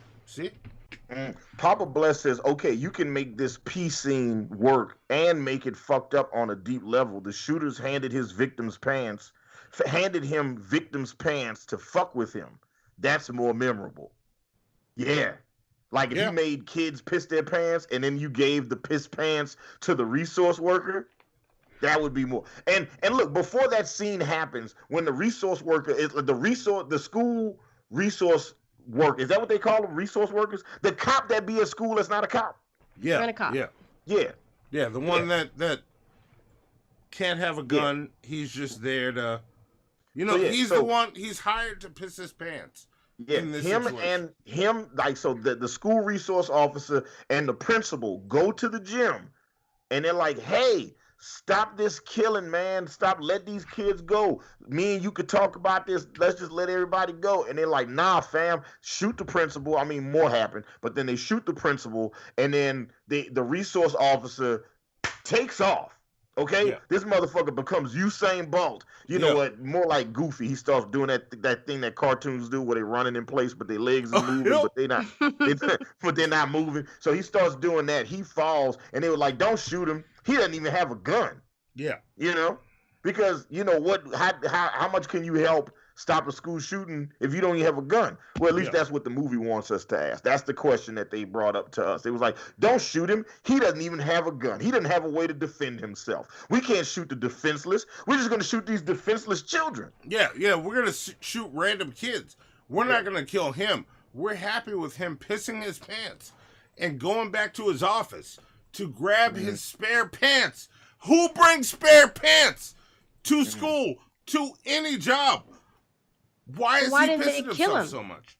Like, why did they spare him Yes. and not like the Asian girl with that died in the bathroom? Yes. Yeah. Like, she didn't pose any threat. She was all 80 pounds. But here you have some 250-pound guy who has a bunch of phones in his office who could run and get the cops. They don't shoot him. Yeah. Like, it just doesn't make any sense. No, what didn't make any sense was there's a scene in the movie where Zoe Castle, our protagonist, right? Well, they want us to believe she's the protagonist. I believe she's the second bad guy, right? Yeah. I think it's one of those movies where there's two bad guys. It's like watching Magneto and Thanos go at it with each other. That's what I saw. So, but what ended up happening was Zoe was running towards the entrance of the school, and she's like, "Hey, there are active shooters in the school cafeteria. We all need to get out." She is running towards the exit, and the school resource officer, who just pissed himself, said, "We know there are active shooters in the building. Return to your homeroom." Why? Why do I need to return to my homeroom? The outside is right there. You are standing between me and freedom, nigga. And you are telling me with your Gatorade smelling pants on right now that I got to stay in the school with an active. Just let me leave, okay? There's the door. You right there. Let me go, okay? Why do I have to stay here? Why do I have to go to homeroom and die? I would rather go home and watch this shit on the news. Yep. Facts. Any kid that gets close to that exit door leaves. Run. Yeah. That's the first part of the movie. Run. Yeah. She tried to run out the school. He was like, you got to go back to homeroom. But you guys would be happy to know they blew him up right after that. Yeah. He died, piss pants and all. Yes. He changed pants and then got blowed up. Yeah. He was useless though. What was the point of him? Why did we need to see him piss his pants? Bushmaster Original says, "Show the man has you gotta say the man has urinary incontinence. It happens when you take medication." Yeah. Yes. Yeah. That's the story that I want to see more than what I watched. Mm-hmm. All right. Toast, you didn't have another fair file for this, did you? For yes. Oh, she for did? this one?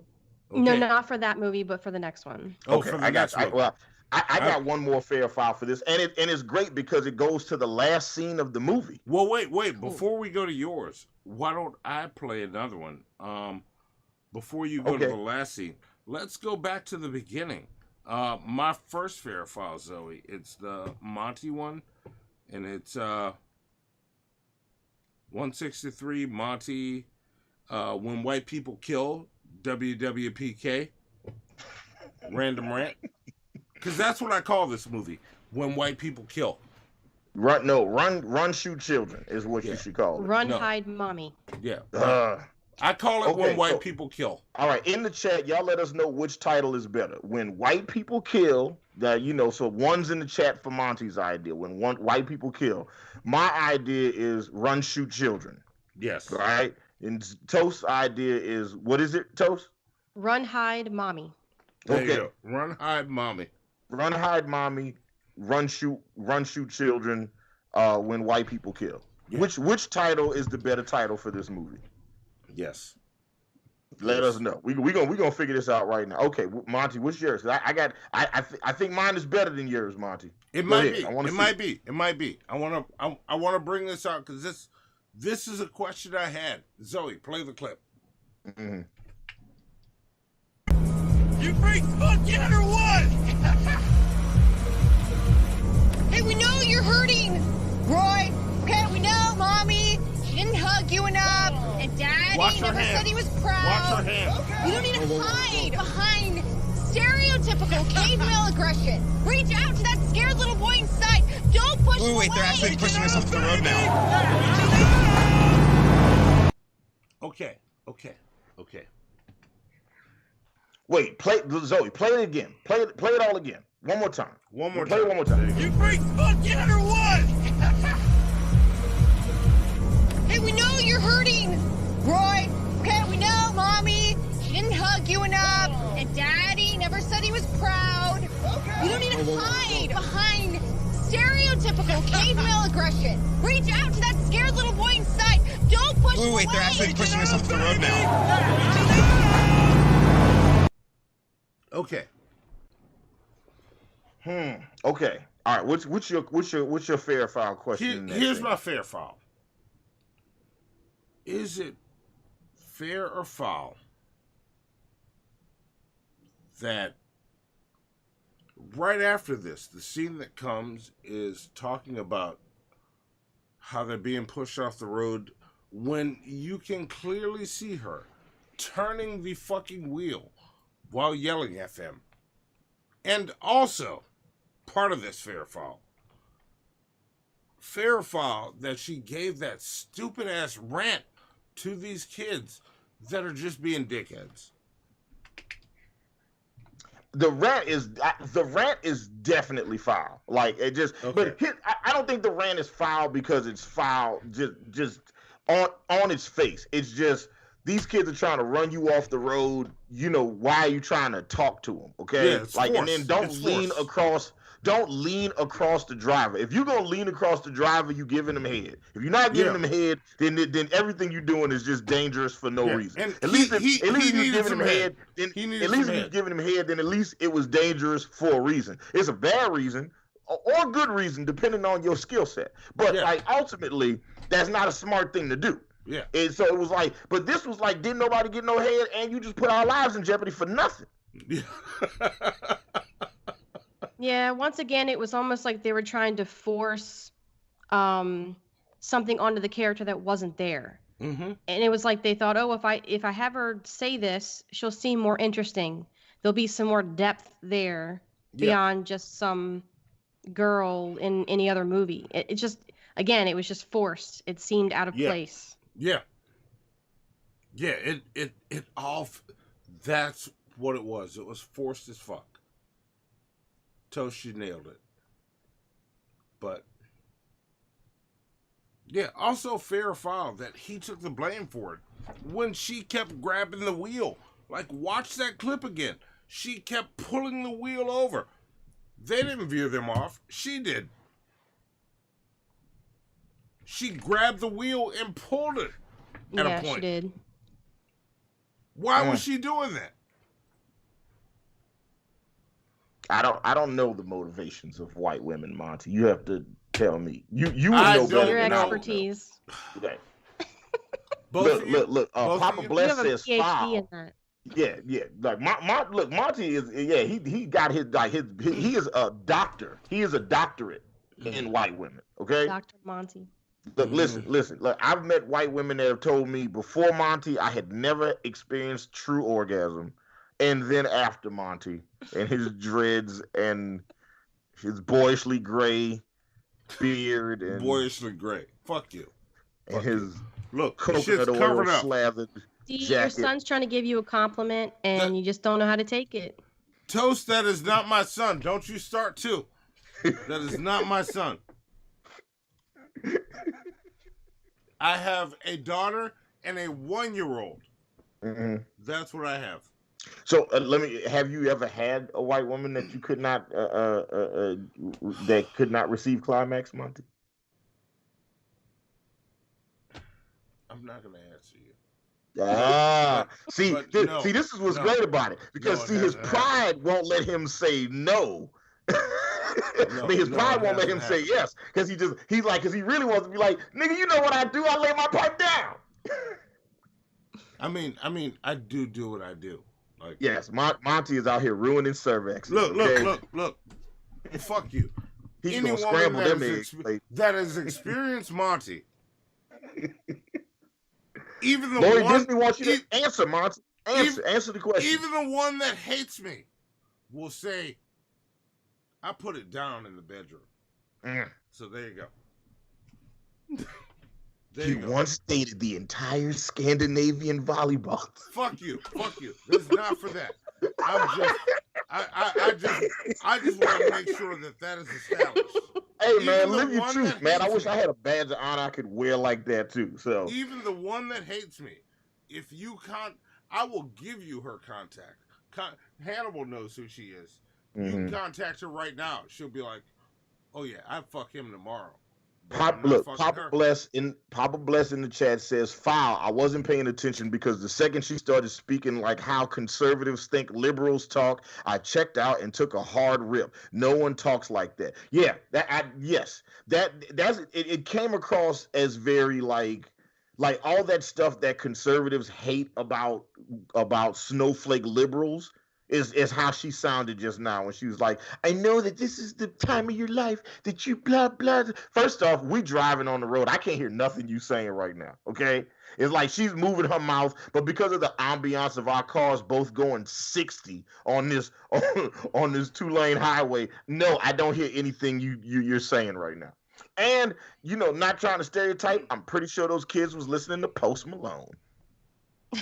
All right. Also, to have enough kids to go to that size high school, and you're going to tell me there was no traffic on that road? There's just so many things. So many things.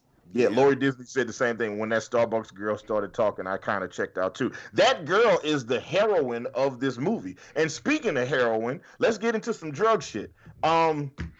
To our lovely producer Zoe, we're gonna play My Fair Foul. Okay. It is, and this will be the last one we do for this movie, and we can move on to the last one because we're gonna run out of real estate. Okay. We're running out of time. It says Hannibal Run Shoot Children. Hold on, let me see what it's saved as. It says Hannibal FOF. Oh, it says Zoe Jail. Hannibal FOF Zoe Jail. All right. Yeah, now let me set the scene. We gotta get into the other one. Yeah, I know. I got you. I see. Look, I see you fading, big guy. I'm not fading. What the fuck? Sun's getting real low, big guy. So Fuck you. The way. All right. So I hate you. So the school shooting happens, right? And Zoe snaps into action. She starts fighting off people, and then bam, she kills one school shooter. Bam, she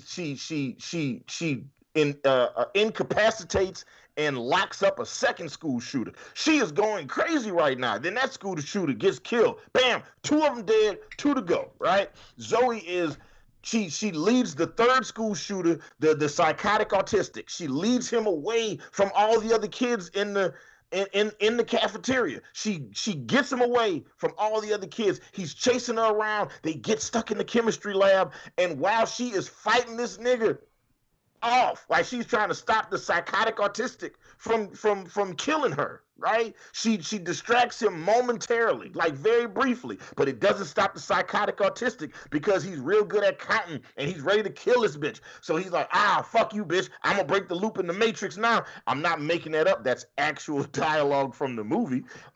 He goes to shoot her. And then Frank Castle, Zoe's dad, shoots this nigga in the face with a sniper rifle from like a block away. Just her dad randomly kills a school shooter, right? Yes. The cops immediately arrest her father, you know, and they give each other that white people nod in movies, you know, that Yeah, you yeah. know, like It's like the black people now, but it's between white people. yeah, it's like a nod, but then you turn your head slightly. It's just like that. Yeah. You know what I'm saying? I got you. So they give each other that, and then she goes to finish off the last school shooter. Bomb goes off. Oh, they say this nigga's dead, right? Now, after that shit happens, the school shooting is over. And Zoe is like, hey, can I talk to my dad? You know what I'm saying? I know he's arrested right now, but I saved all these kids. Let me go talk to my dad. So she goes to talk to her dad, right? School shooting is over. She goes to talk to her father. And as she's talking to her father, she notices that the main shooter, the person that organized all this motherfucking shooting, has gotten away. He is sneaking out amongst all the other students. Zoe, play the video. And this is what happens next, everybody. This is what happens next. What did they do with your rifle? Nothing yet. Last I saw it, there was some little yellow evidence markers around it. Should be right where I left it.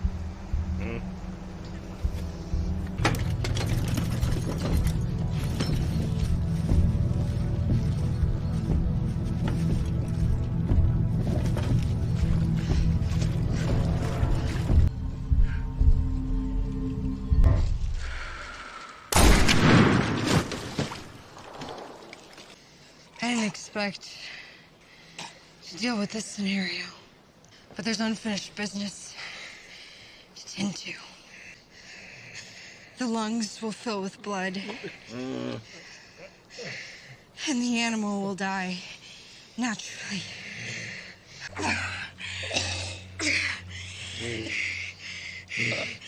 And it just isn't right to let it suffer.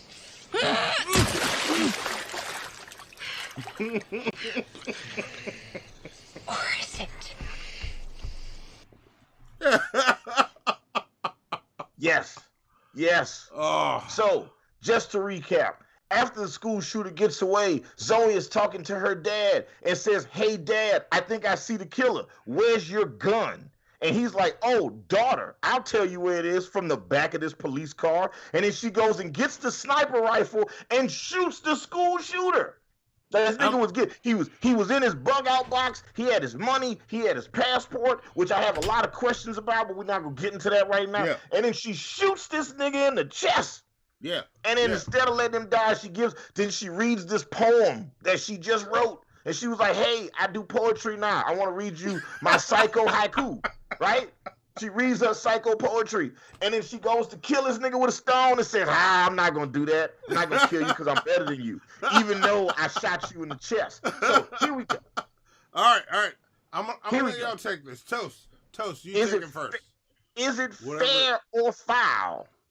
Okay, is it fair or foul that Zoe didn't get arrested just like her terrorist father? It is so foul, so foul. Oh, it is so foul. Is it fair, foul? Everybody chat, let us know. Is it fair? Like, look, the school shooter killed a bunch of people. Then he got away, and then she was like, fuck that. Yeah, I'm surrounded by police, but I'm going to handle this myself. And then she shot this nigga in the chest.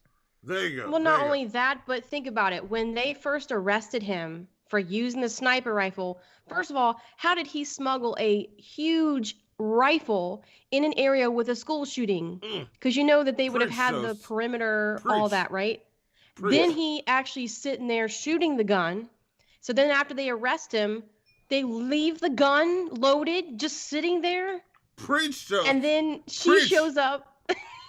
And they're going to let her talk to him, and the cops are right there. And he says, yeah, it's right where I left it. Wink, wink, nod, nod. And then she goes and picks up the gun, and nobody stops her. Nobody sees her. And she shoots the kid, and they still, like, another gunshot, and nobody runs. She's had this dialogue with him forever. And then it isn't until she's all the way out of the woods, through the parking lot, before the police are like, oh, yeah, there was a shot. Maybe we should go check it out. Like, it was so weird. The whole thing was so weird. Yeah. Hey, that shot we all heard 5 minutes ago. Let's go look into that right now. Yeah, let's figure out what that is. That leads me into my problem with this whole scene. And Toast touched on it. Her dad, and you Frank also Castle. touched on it. Frank Castle just shot a kid that he wasn't sure was a school shooter. He didn't know Right. that kid was. Right. Right. He just shot a kid that happened to be a school shooter. Yes. Look, that could be a fair foul. Is it fair foul that her dad got arrested for shooting a school shooter? He didn't know it was a school shooter, but he thought it could be a school shooter, and it happened to be a school shooter. So in an active shooter situation, if you shoot a kid if you shoot a person that happens to be the shooter in question, should you get arrested? Fair foul. That's the real question we need to talk about. Yes. Is that fair? Is it fair foul her dad got killed for killing a school shooter? Yes. That's the real question. He didn't actually know. Look, if I saw my daughter in a room and saw activity and I had a sniper rifle pointed, I would have shot the first head I saw. He did what a dad would do. Overreact? Yeah. No. If my Zoe was in a room and I'm watching and I see multiple heads moving around, any head that's not Zoe, if it's a conflict, I'm shooting that head. Which is why I'm not a sniper. I shouldn't be one. So that should be another fair foul. Should he be allowed to be a sniper? Because I shouldn't be. But yeah, that's my daughter. Also a great question. Also a great question. Papa Bless says foul, but if Kyle Rittenhouse could get out of having to go to jail for Kenosha, of course she's got to get out scot-free. This is how conservatives view the world. We just skipped the GoFundMe scene. Yeah, that's true. Look, there's a scene in this movie where the cops are trying to get the guy who's leading the school shooting. His name is Tristan. They're like, oh, we need to get Tristan's parents on the phone so we can get him to come down here and talk to their son. And they're like, the cops are like, oh, we can't get his information because he's protected by these rights. They say, oh, so now we're protecting the rights of terrorists and this and that. And then it was like, when the cops went to his parents' house, they were like, we don't have a warrant. And it was like, oh, just say you're doing a wellness check. Like, these motherfuckers found a way to check every box, right? At one point during the school shooting, the school shooters have the kids use the lunch tables to barricade the cafeteria from the rest of the world. And then one of the school shooters looks at the other one and says, see that? It's not that hard to build a wall. Like, these motherfuckers checked every box. Yes. Yes. Like, every fucking box. The only thing that would have made it better was like if when the Harley Quinn character Anna, when she got killed, when the first school shooter gets killed, like, it was a female. It's like when she died, the only thing that would have made the movie better is right when she died, she was like, at least I don't have to get this abortion now. And then she died. Because then she's the atheist school shooter's girlfriend who's also pro-choice. Yeah. And of course she has to be the goth chick, right? Because everybody who has black hair and wears a black leather jacket is a school shooter, right? Yeah, because I look good in this jacket. Thank you, Toast. Thank you. Yeah. I look good in this jacket. Trash. Peter Wentz says, finally, a strong female character young women can look up to.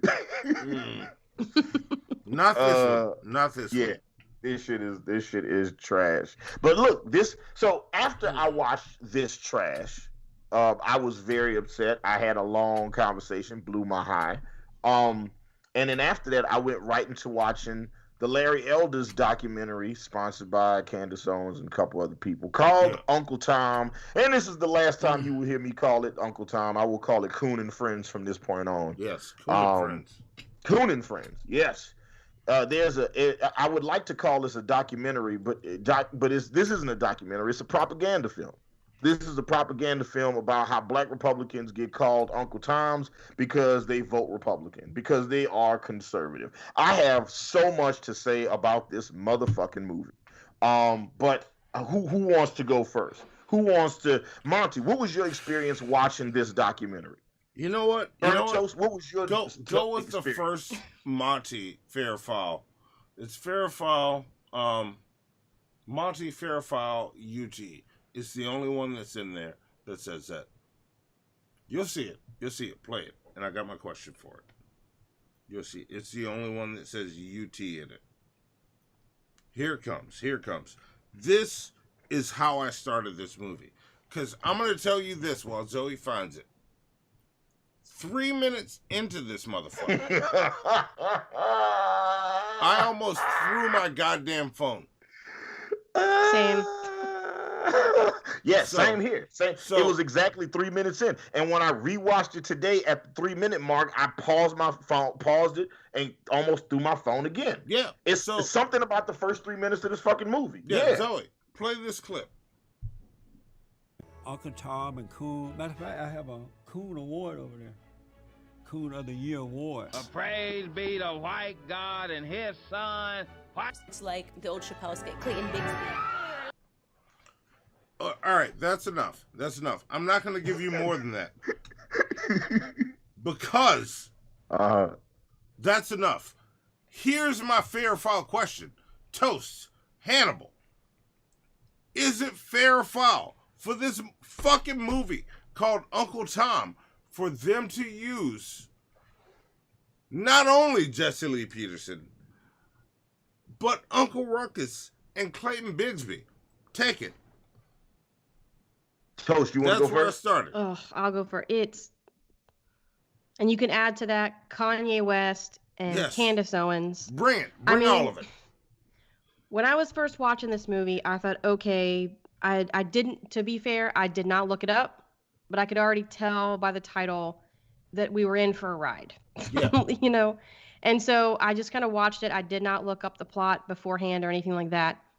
And I go into it thinking it's a documentary because that's what it portrays itself to be. Yes. And so I'm thinking everybody who's going to be on here is going to be serious. It's going to be, you know, conversations about these very complicated issues. Yes. And what do we have? JLP. Yeah. Who's a troll? Yes. Like, I literally had to stop the movie and walk away because I was like, is this a joke? Like, did they just throw him in here? But then as you continue to watch this hour and a half, almost 2 hours documentary, he's all throughout it. And the stuff that he says, they're treating it like he's this scholar. Yes. And I was like, is this for real? And then they even talked about Kanye West. Yeah. And then when they played clips of people suggesting that Kanye West probably needs to see a therapist and spend less time on Twitter, they were playing this background music like, how dare someone ever suggest something like that? Because God forbid someone take his speech away. It's like, no, it's, you know, man, there was so much about this movie, but it incredibly foul. Just foul. No. Look, your feelings are fair. There's so much I want to go into. Look, Papa Bless says foul. I suspect the people who like this film being super surface level film about potentially interesting topic also like the movie Cracker 2020, which is also trash. I haven't seen Cracker, but I'll give it the Pepsi challenge. Cracker. I've got shit coming in. Oh man, that movie got a 2 out of 10 on IMDb. It's got a 2 out of 10 on IMDb. What's it got on Rotten Tomatoes? What do they got it as? Yeah, this looks bad. This look like it just from the outside looking in. This looks really, really bad. I think it's foul that they used. I think for them to use Jesse Lee Peterson in this, I'm like, this does not help your cause. Using Right. Jesse Lee Peterson and Herman Cain in this, I'm like, y'all should just went and got Diamond and Silk while y'all was at it. Yeah. Y'all just going Diamond like and Silk was in this movie, but they didn't get their own like vignette like everybody else did. No, they like didn't. everybody else, they got into their lives. They was just like, when I was young. What was the Larry Elders story that's clearly fake? Larry Elders tells this story of when he says, when I was in the Boy Scouts, all right, so red flag right there, but I'm gonna put a pin in that, right? Yeah. When I was in the Boy Scouts, I was hanging out with some of my white friends. I was hanging out with my friends, and a kid came up to me and started calling me a nigger, like nigger, and all my white friends were madder than I was, and they beat the kid up. And he was like, he realized then that racism is an anomaly. It is not something that just exists, is everywhere all the time. So hold on one second. I'm pulling a Monty right now. Hold up one second. You pulling a Monty? Cole Love, what's up, brother? Wait, how is that a Monty? Hey, I'm doing my podcast right now, and I got you on live right now. Can I call you back when I finish the show? How is? I want to ask. Yeah, Toast, you are live on the shit show right now, Jarrell. Toast, you have watched Monty. When have I ever done this? Yes, you are on the shit show right now. Toasties on. Have I ever done this, Toast? Honestly, I don't remember you doing this. You see, he said he was pulling a Monty. Hannibal lied. You all good, brother. Look, let me finish my show, and I'm gonna call you back when I finish. All right? See? All right. I'm gonna play about my hair. I got Here you. comes. Watch this. Look, you just got caught in a lie. Who got caught in a lie? You said you were pulling a Monty. When have Yes. I ever done this? You did it like 2 episodes ago when your cousin called. Did I? Oh. Yes, Did I? your cousin Did called. you? Pop called. Shit. You answered the phone and you talked to him live on the show. Oh, Got him. I did answer when Pop called. I was about to snap you with toast, but I'm not gonna. Look. See, I'm better than you, Hannibal.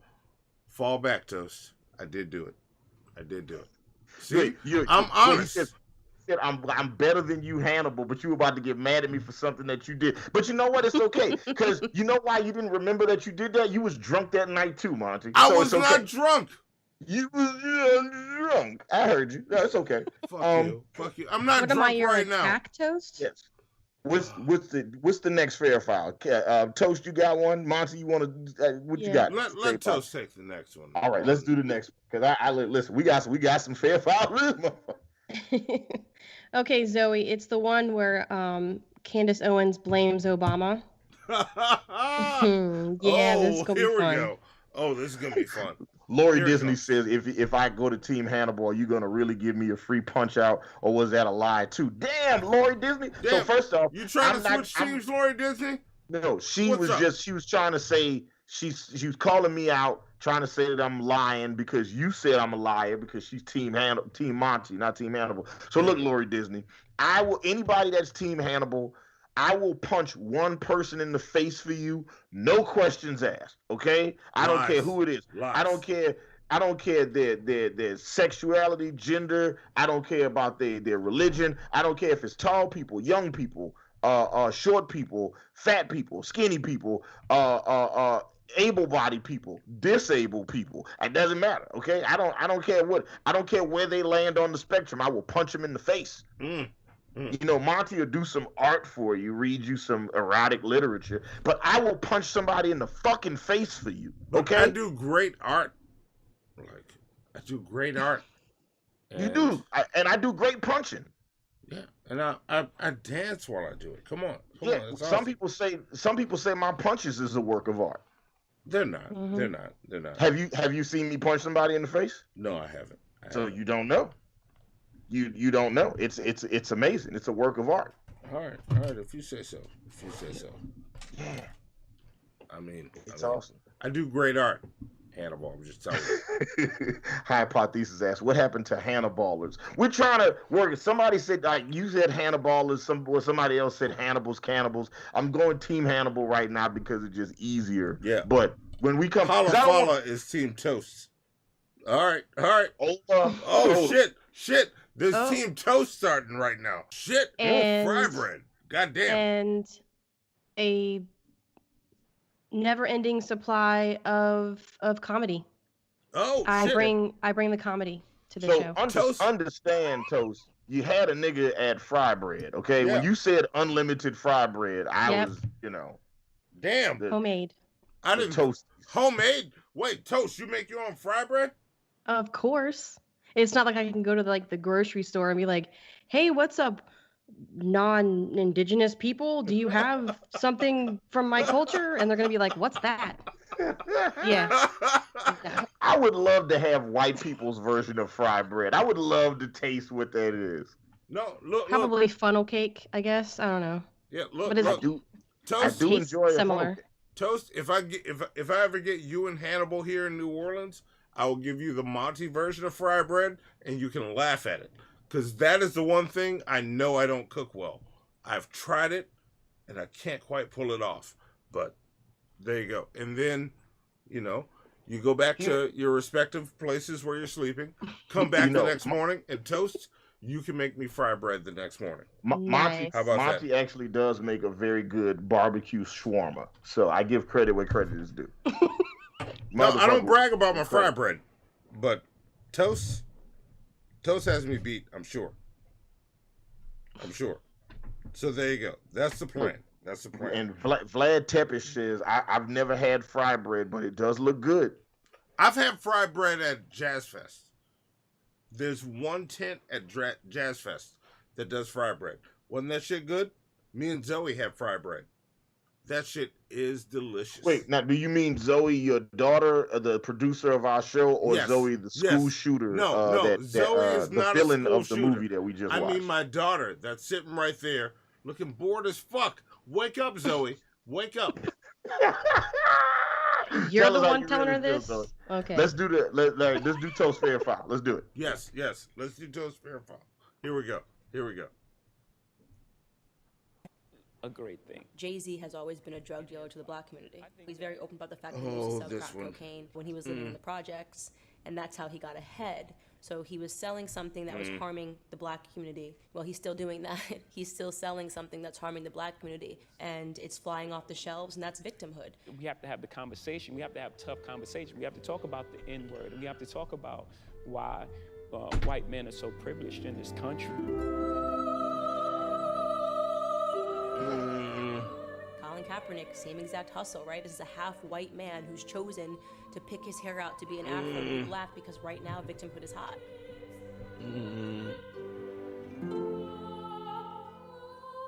Colin Kaepernick is making a ton of money. Jay-Z is making a ton of money. Is Black America any better? The communities are still hurting, but they get to line their pockets. And we accept the same type of crack cocaine. Toast. Wait. Zoe, play that video one more time. It is so jam packed with that bullshit. There's so much going on. I want to ask this, and then I want to shut the fuck up since this is Toast clip, and it's a brilliant clip. I want to ask a question, and I want the chat to respond, and then Toast, as soon as this ends, ask your question. I want to know, one, if you agree with any of the shit you're hearing. Two, if you don't. Or, one, if you disagree with what's going on. Two, if you agree. Drunk Monty can't count, y'all. He don't know what's going on. Fuck y'all. Play it again. Fuck. Jay-Z has always been a drug dealer to the black community. He's very open about the fact that he used to sell crack cocaine when he was living in the projects, and that's how he got ahead. So he was selling something that was harming the black community. Well, he's still doing that. He's still selling something that's harming the black community, and it's flying off the shelves, and that's victimhood. We have to have the conversation. We have to have tough conversation. We have to talk about the N-word, and we have to talk about why white men are so privileged in this country. You love that angel music right Same there? exact hustle, right? This is a half white man who's chosen to pick his hair out to be an afro, to be black, because right now victimhood is high.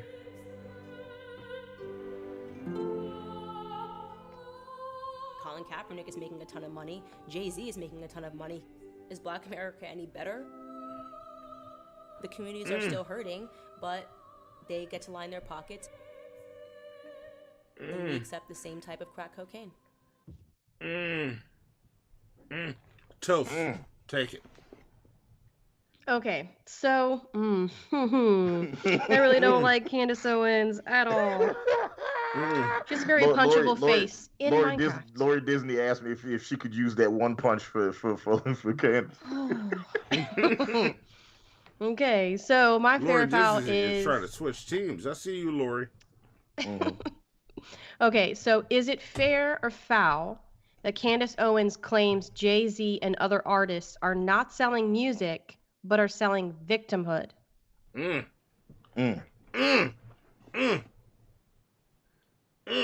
That's a good Monty, one. do you want to go first? Or you want me to go? Because I can speak on this one very like this. This is like when Steven Crowder said that when Eminem did his Donald Trump, joint on the BET Awards a couple years ago, that he was pandering to the black community. He said he even surrounded himself with a bunch of paid actors. While he rapped, he basically just put out a Craigslist ad for like the first 10 blacks that would show up. That's what he said. That's what he said about Royce the 5'9" and Boogie and Joel Ortiz and Joe Budden and no, I get it. I get it. Yeah. I get it. Yeah. All right, Toast. What do you say? Ask your question one more time. I'm going to answer. Okay. Is it fair or foul that Candace Owens laughed? I'm sorry. That's another one. Is it fair or foul that Candace Owens claims Jay-Z and other artists are not selling music, but selling black victimhood? Okay, that's easy. It's foul. It's foul as fuck that she would say that. Because Jay-Z, unlike, and I do my best not to talk about women this way, but I agree with Dave Chappelle, and I'm going to call her that. Stinky Pussy Candace.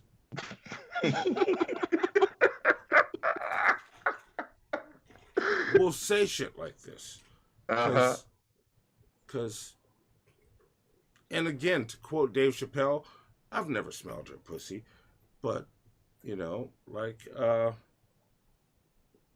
I forgot the name. I'll tell, but I won't ever get to.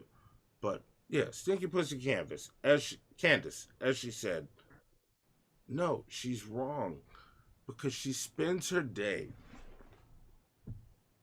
painting us as these fucking monsters, unless you happen to fall on the side that she's on. And then you're okay. Candace Owens is a dangerous person. We need to really, really, really stop listening to her. Anyone that follows her, I know she's pretty. I know she's hot. But no, objectively. Candace Owens is beautiful. I will not lie about that. Like, I wouldn't go beautiful. No, she is. Like, so you think Candace Owens and Kelly Rowland are equal in beauty? I do until Candace Owens starts saying shit. Oh, okay. All right, Monty. Okay, Monty looked like he got another type then. Okay. But here's the thing. Once Candace Owens starts talking, I would not fuck Candace Owens with G-Man's dick. Yikes. So, there you go. We gotta get past that. Like, she is... And Candace Owens is not stupid. She knows what she's doing, and she's doing it for money. Yes. Because her integrity is for sale. Yes. Before she started pumping out all of this kind of content, she was actually writing articles saying the exact opposite.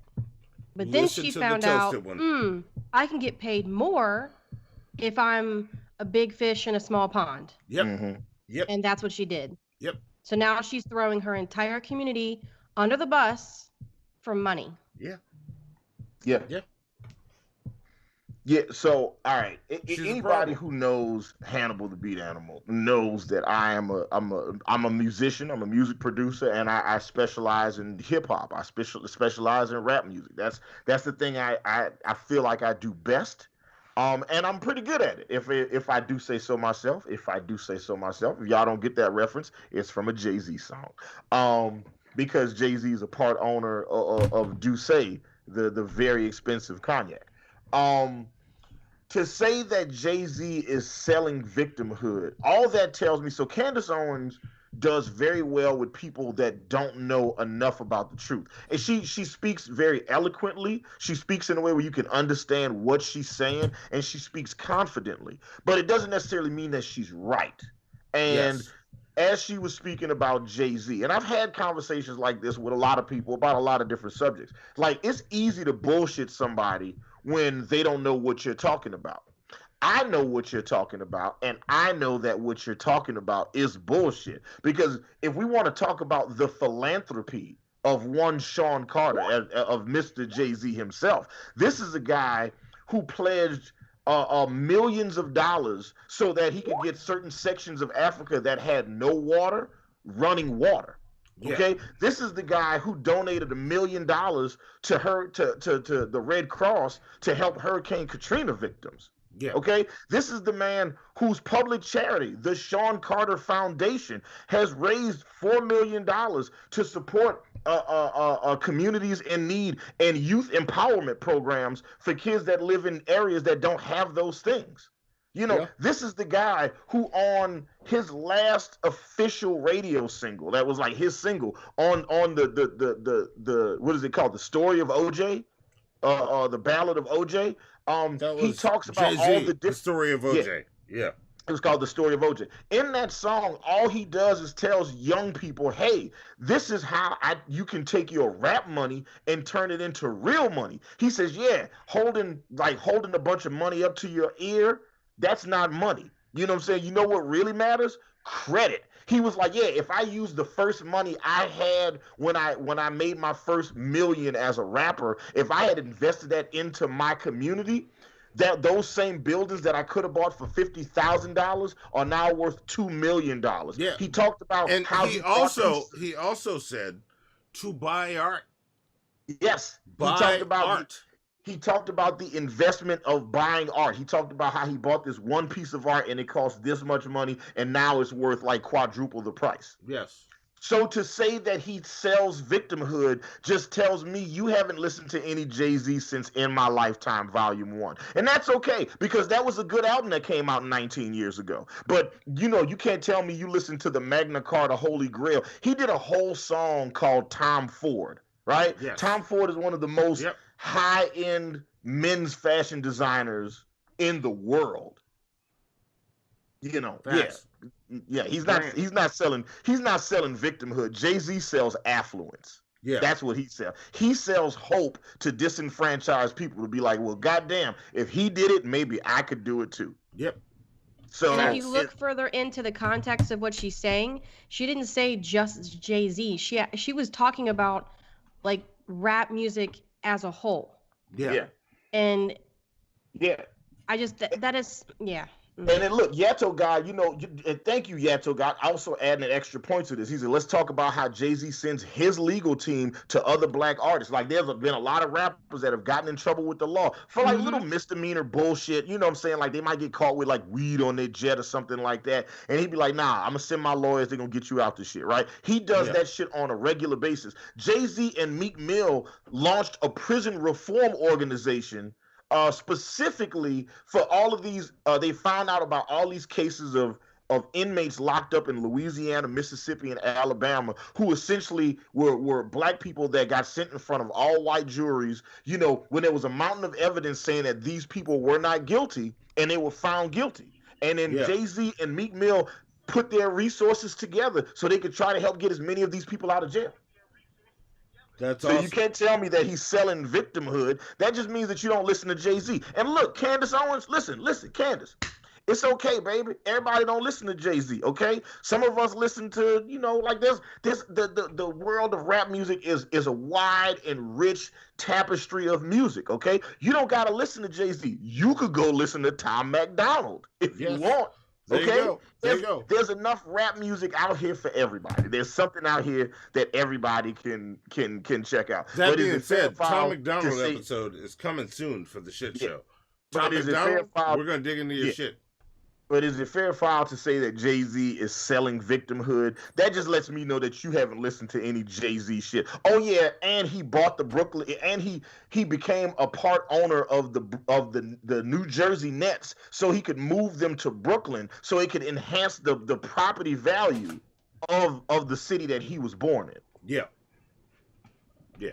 So yeah, that's what that's who Jay-Z is. But he's selling victimhood. I'm like, all right. I mean, the album that he just put out with Jay Electronic, that's nominated for Rap Album of the Year. That's they was Brooklyn talking a whole and New lot Orleans coming together. Yeah, they were spending a lot of time. And look at you, Monty, knowing about Jay Electronic. I appreciate that. Okay, Jay Electronic is from New Orleans. Come on, nigga. Yeah, I mean, there's a lot of rappers from New Orleans that you don't listen to. Let's not act like everybody from New Orleans you just be a fan of. You know what? Fuck you. Fuck you. Just saying. I'm just calling it what it is. It's just all I'm saying is just to say that Jay-Z sells victimhood is her purposefully misrepresenting the truth to people that she knows don't know any better. And that right there in a nutshell is what her movie is. It is exactly what her movie is. It misrepresents the truth to people who don't know what the truth is. And if you don't know what the truth is and you hear that version of it from Candace Owens or Larry Elders or Jesse Lee Peterson or any of the other ultra-black conservatives on TV, then yeah, I get how that shit could confuse you, right? But don't be confused. Don't be confused because they're selling you bullshit. Or at least those people I mentioned are selling you bullshit. There you go. There you go. All right. Shame on you, Candace. Shame on you, Candace. Yes. Shame on you. Do like the former first lady said. Be best. Yes. There you go. That's a great slogan for somebody not born in America. You'll say, oh, what do you know? Be best. Yes. Don't be good. Don't be better. Be best. Be best. Yes. So yeah, there we go.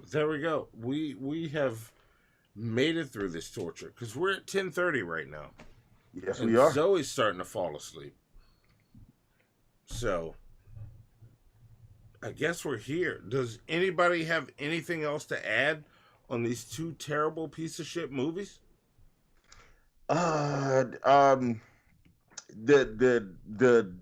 Uncle Tom movie, right? Coon and Friends. Yeah. The best thing about that movie is the cinematography, the aesthetic of it, the black and white for the entire film. That looks really good. That is the only thing that I can say positively about this movie. Call it a documentary is the equivalent of calling Avengers a romance film. Yeah. Okay. Can I challenge you on the black and white? It only looks good because it's lazy. Yeah, I'll go with that. Yeah. I'll go with that. I think whenever lazy people want to be deep, they go black and white. Yeah, if you color correct everything to the same color, it looks more impressive to dumb people. I can see that.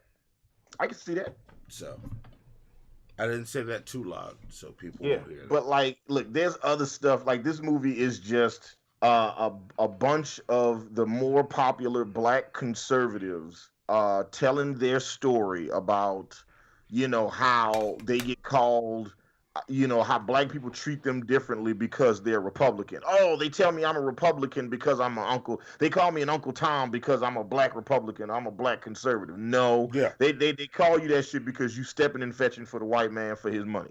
That's what it is. Like nobody that gets called an Uncle Tom gets called an Uncle Tom because of their politics.